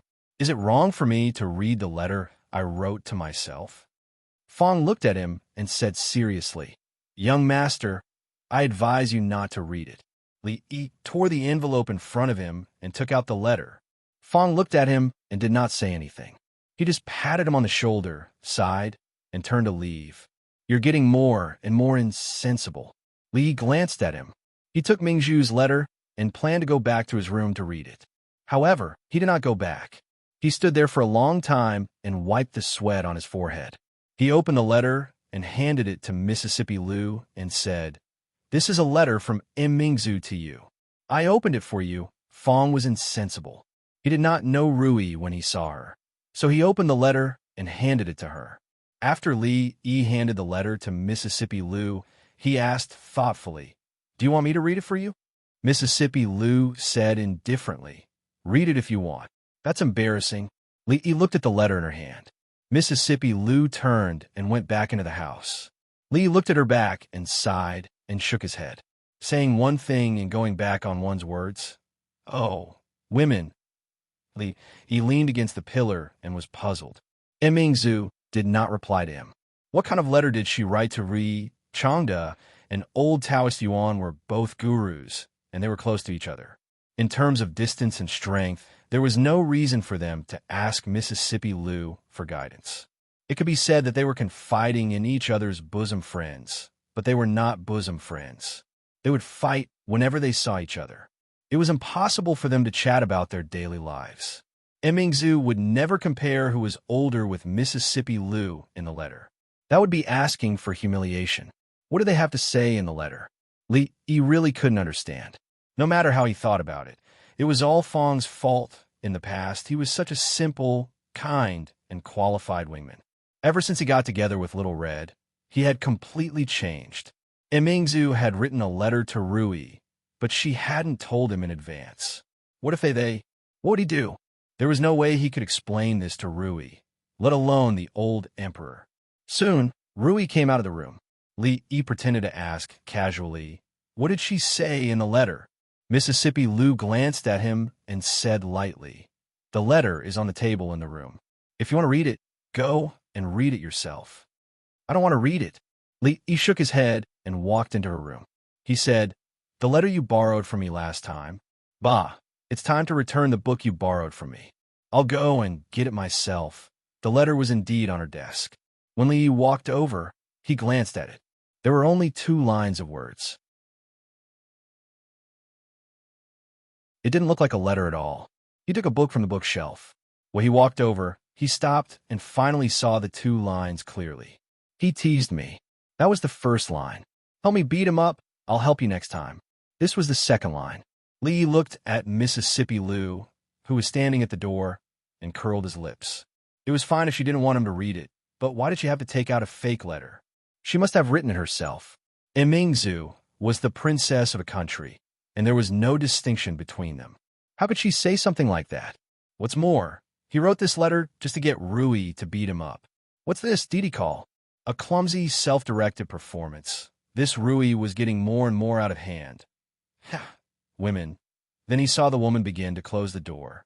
Li Yi's expression changed, and he immediately said, "You don't really believe what she said, do you?" Mississippi Lou didn't say anything and walked straight towards him. Li Yi retreated to the bedside and said, "We are a family. Mingzu is still an outsider for the time being. Are you sure you want to listen to her one-sided words?" Mississippi Lou looked at him and said, "You just said that the 3 of us are like one person, and I beat myself up. Is that wrong?" Li Yi thought for a moment and said, "I was wrong. You use a wrong conclusion, and you can only come up with an even more wrong conclusion. I am not you, so beating me up is not the same as beating yourself up." Mississippi Lou looked at him and asked, "Then what is the correct conclusion?" "You are you, the unique you. Mingzu and I are like one person. If she wants to beat me up, I have nothing to say." Mississippi Lou thought for a moment, looked at him and said, "You and Mingzu are like one person, and Mingzu and I are also like one person, so you and I are also like one person." Li Yi's eyes widened. "How can you 2 be like one person?" Mississippi Lou looked at him and said, "I have taken a bath with her." "Have you?" "I have even slept with her." "Have you?" Li Yi looked at her and said disdainfully. Li Yi remembered that once in the morning dew hall, the 2 of them were discussing national affairs, and then Mingzu was so sleepy that she fell asleep on his shoulder. He was never afraid of who was closer to Mingzu. She had seen Mingzu take a bath, and he had seen her take a bath. Mississippi Lou was stunned, then looked at him and murmured, "You have slept together." When Li walked out of Mississippi Lou's room, Fong was squatting in the yard, watching him walk out. Hitting is a sign of affection, and scolding is love. Fong looked at him and said, "The harder you hit, the deeper the love. You should be content, son-in-law. You should know that Second Miss never treats others like that." Fong was not only ignorant and incompetent, but also shamelessly plagiarized. The shameless Fong looked at Li Yi and said, "Son-in-law, sit." "I'm not sitting." Li Yi shook his head and said, "I've been sitting in Rui's room for too long." Fong looked at him and didn't expose him. He thought for a moment and asked, "Son-in-law, it will be New Year in 2 days, and the 15th is coming soon. Should we prepare?" "A few days earlier. Don't ruin the Lantern Festival." Li Yi thought for a moment and said, "The 11th day of the first month is a good day. Tell them to attack on the 11th. Fong thought for a moment and asked, "Then should we tell Chun Chong to mobilize some troops from other places?" Li Yi shook his head and said, "No need. The garrison of Yong County is the same as before. They won't be needed this time." It had to be said that the holy religion couldn't be underestimated. Their followers were all hidden in the dark. Other than those people, there were even more hidden spies. From the information obtained so far, they should have already infiltrated the defense of Yong County. If they mobilized the garrison of Shuzhou, they definitely wouldn't be able to cover up all the movements and would definitely alert the enemy. When the king of Shu escaped, it would be difficult to catch him again. "All right, I'll arrange it right away." Fong responded and turned to leave. After Fong left, Li Yi rubbed his buttocks and an extremely depressed expression appeared on his face. Mingzhu and Rui were actually in cahoots, writing a letter to Rui from thousands of miles away just to beat him up. More importantly, Rui actually believed her one-sided words and sided with her. Beating them up was a sign of affection, and scolding them was a sign of love. Sooner or later, he would settle the scores with those two women and let them know how much he loved them. A love that couldn't be expressed in words.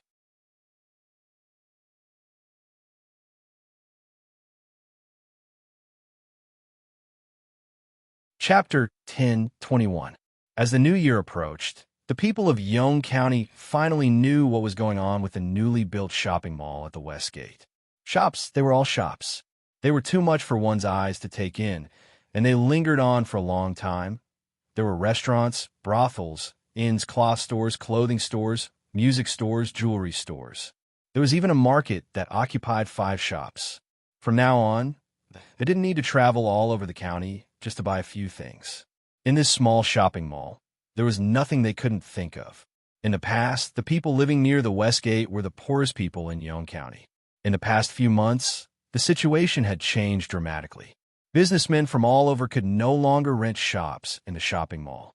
Yong County temporarily prohibited foreign businessmen from buying and selling land, so they could only pay high rents to the surrounding people and rent their houses as shops. They immediately became the wealthiest group of people in the county. These people weren't the only ones whose lives had changed.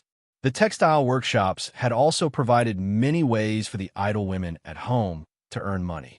They could choose to weave at home and sell to the textile workshop, or they could work in the textile workshop for a fixed monthly salary.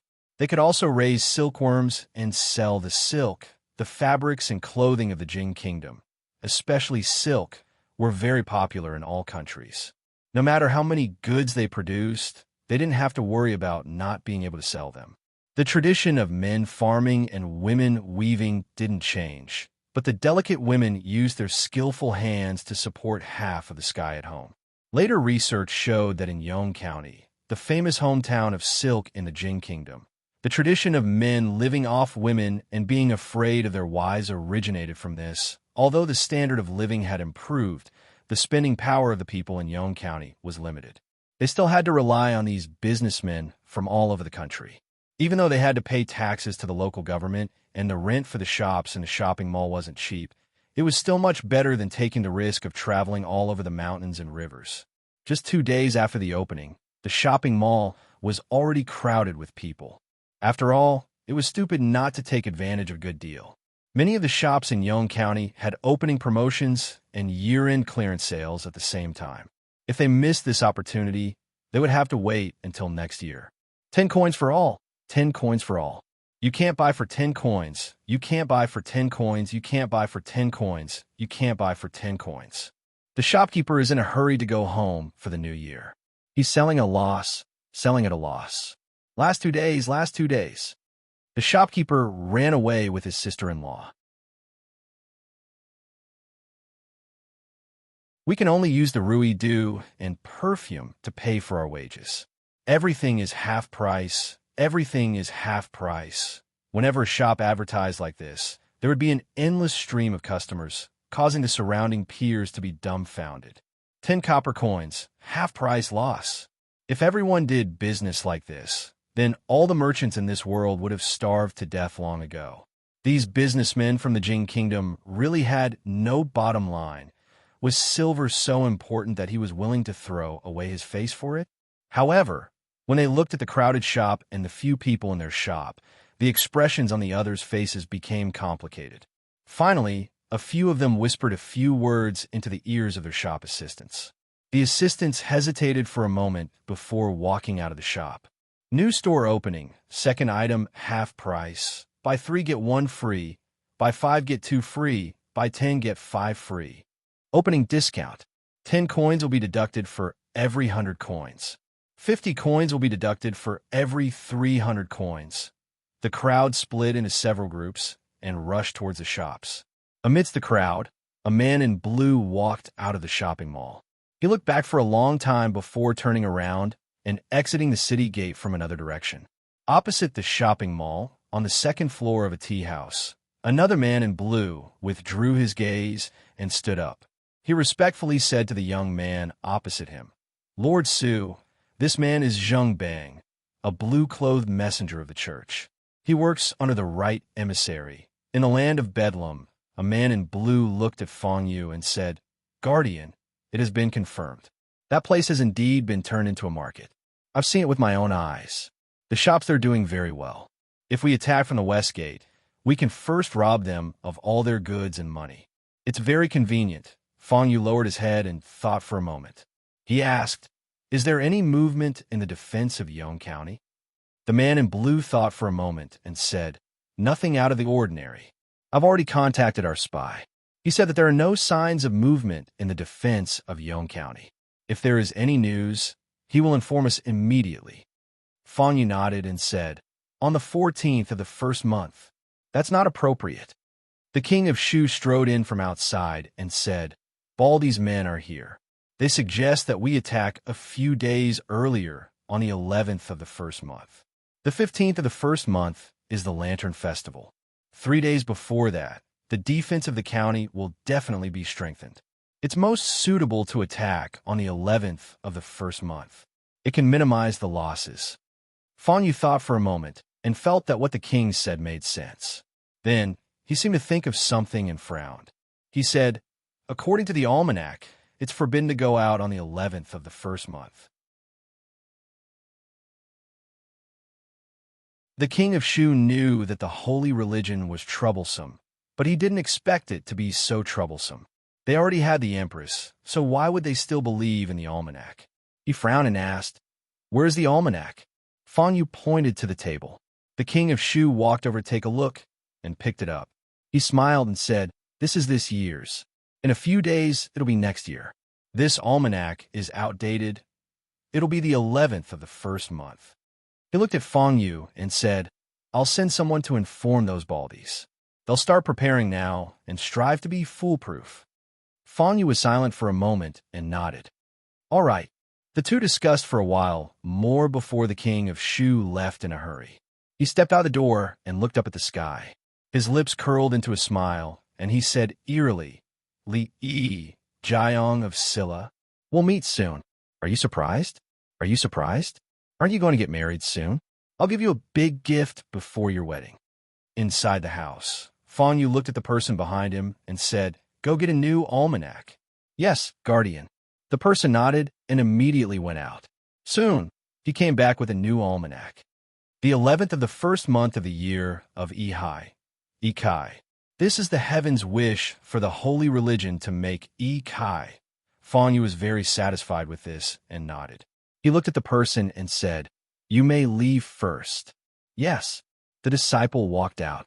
He still had a little doubt in his heart. The almanac said Kai, but it didn't say who Kai was. What if it was Kai? Somewhere on a mountain in the fringe. Several figures were climbing the mountain path with difficulty. They were panting from exhaustion. I say, why don't we take the main road? Why do we have to climb over the mountains? Don't complain. Although the main road has been repaired by those baldies, it's still better to take shortcuts quickly. If you delay His Highness business, be careful of your head. Say, do you think that Baldy's place is really as good as they say? A city in the mountains with restaurants, brothels, and even a school? I don't believe it. It doesn't matter whether you believe it or not. You'll know when you see it with your own eyes. The group was chatting as they climbed the mountain. When they reached a certain point, the view before them suddenly opened up. A clear path led straight to the top of the mountain. As far as the eye could see, there seemed to be the shadows of buildings hidden in the forest. Just as the group took a few steps forward, several arrows suddenly shot out from the forest and stabbed into the ground in front of them. The person walking at the front couldn't help but break out in cold sweat. If those arrows had been a few inches higher, his foot would have been pierced through.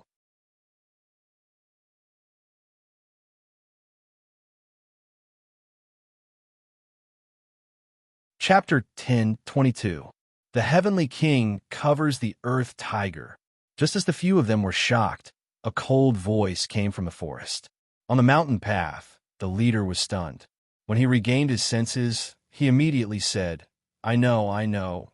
The pagoda suppresses the river demon. It's the pagoda suppresses the river demon. We're on the same side. Muha. Sawadika, why are you blushing? Lin Zhong's voice softened as he asked again. That person immediately said, I'm in high spirits. Why is it yellow again? It's a wax to prevent the cold. After a while, a voice came from the forest. Continue forward. There will be someone ahead to receive you. This was considered a code. The few of them were relieved. These baldies were indeed very particular. Before entering the village, they had to memorize so many codes.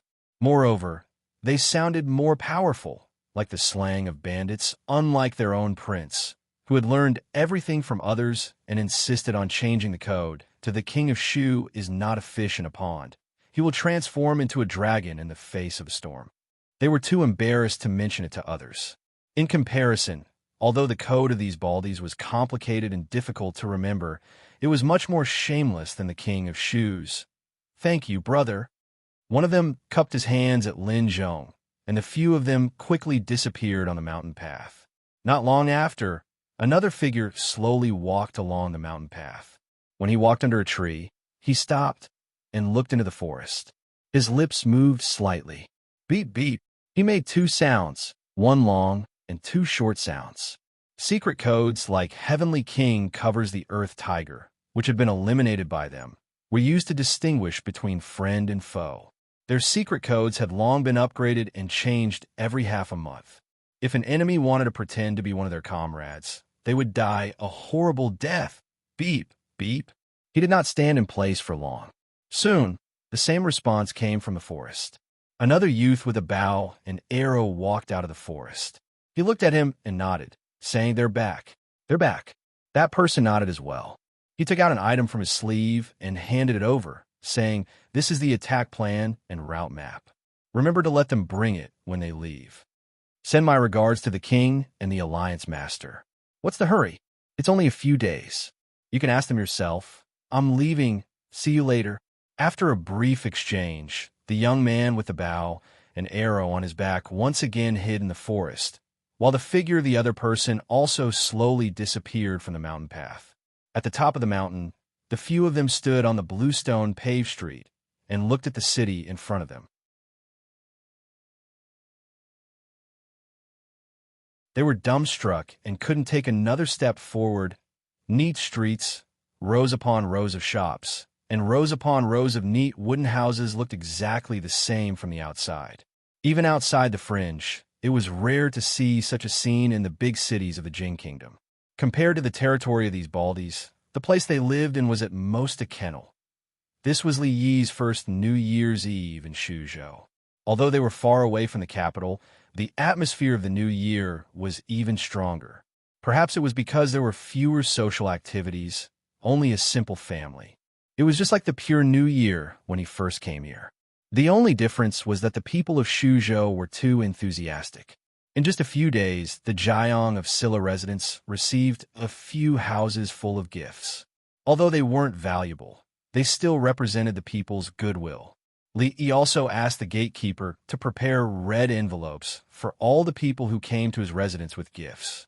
This was considered reciprocity. Shuzhou had already begun to develop rapidly.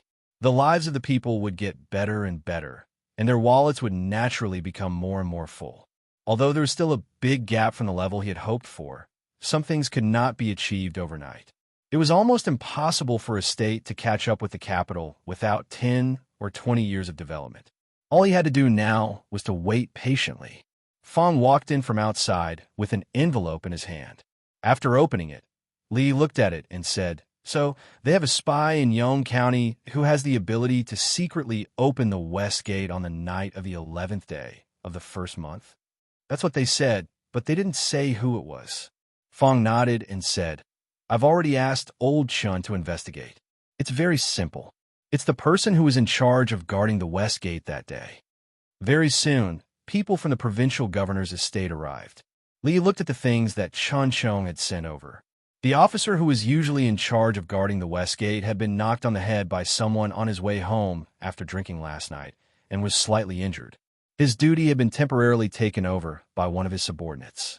Li Yi put down the paper and said in a small voice, "Captain, son-in-law, I suddenly have an idea," Fong suddenly said after some thought. Li Yi turned his head to look at him. "What idea?" "I think that ambushing people on the walls to shoot arrows, splash boiling oil, throw stones, this is a bit too troublesome." He looked at Li Yi and thought for a moment. "Son-in-law, what do you think about directly throwing in heavenly punishment?" Li Yi was startled. Isn't this a bit too much?" "It's not too much." Fong slapped his thigh and said, "I think this is a very good idea. It's simple and direct.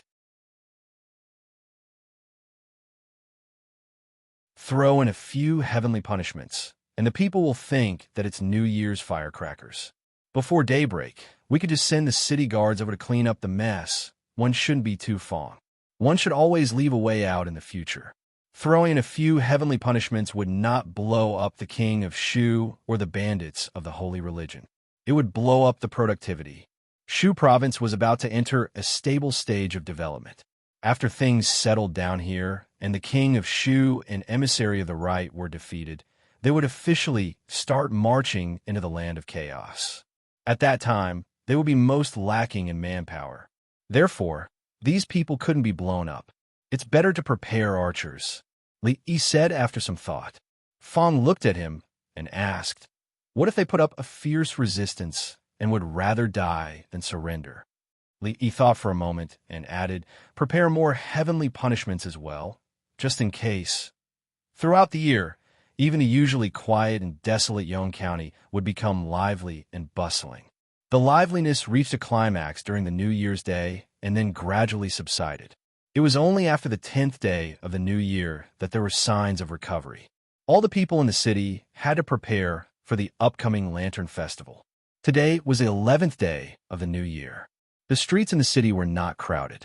A few months ago, Shu province had lifted the curfew. However, due to the large number of people during the New Year's Day, it was difficult to maintain law and order. In the days before the Lantern Festival, people were not allowed to walk on the streets after midnight. At this moment, it was still early. The shops and houses in the city were still brightly lit. However, outside the city, most of the people had already gone to bed. 10 miles away from the west gate of Yong County, on the dark and difficult-to-walk mountain path, a crowd of people suddenly appeared. At the front of the crowd, Fong Yu looked at the person beside him and said in a low voice, "Tell them to hurry up. We have to hurry. We must reach the west gate before midnight." "Yes, Guardian," the person responded and immediately turned to walk to the back. On the other side, the king of Shu turned and asked, "Can your people in the city be trusted?" Fanyu nodded and said in a deep voice, "Don't worry. There are some spies in the holy religion that only purple-clothed emissaries and above are qualified to contact. At midnight, they will open the west gate. When that time comes, we will march straight in. You lead the people and charge straight to the Jiang of Silla residence. We will be responsible for dealing with the guards in Yong County. We will meet outside the west gate in 2 hours." You're tuning in to the Romance Rendezvous YouTube channel. We're so grateful for your support, and don't forget to subscribe to join us on this incredible journey through captivating stories. Your generosity through donations truly makes a world of difference, as it's the primary source of revenue that allows me to expand and enhance this channel for you. Thank you from the bottom of my heart for being a part of this adventure.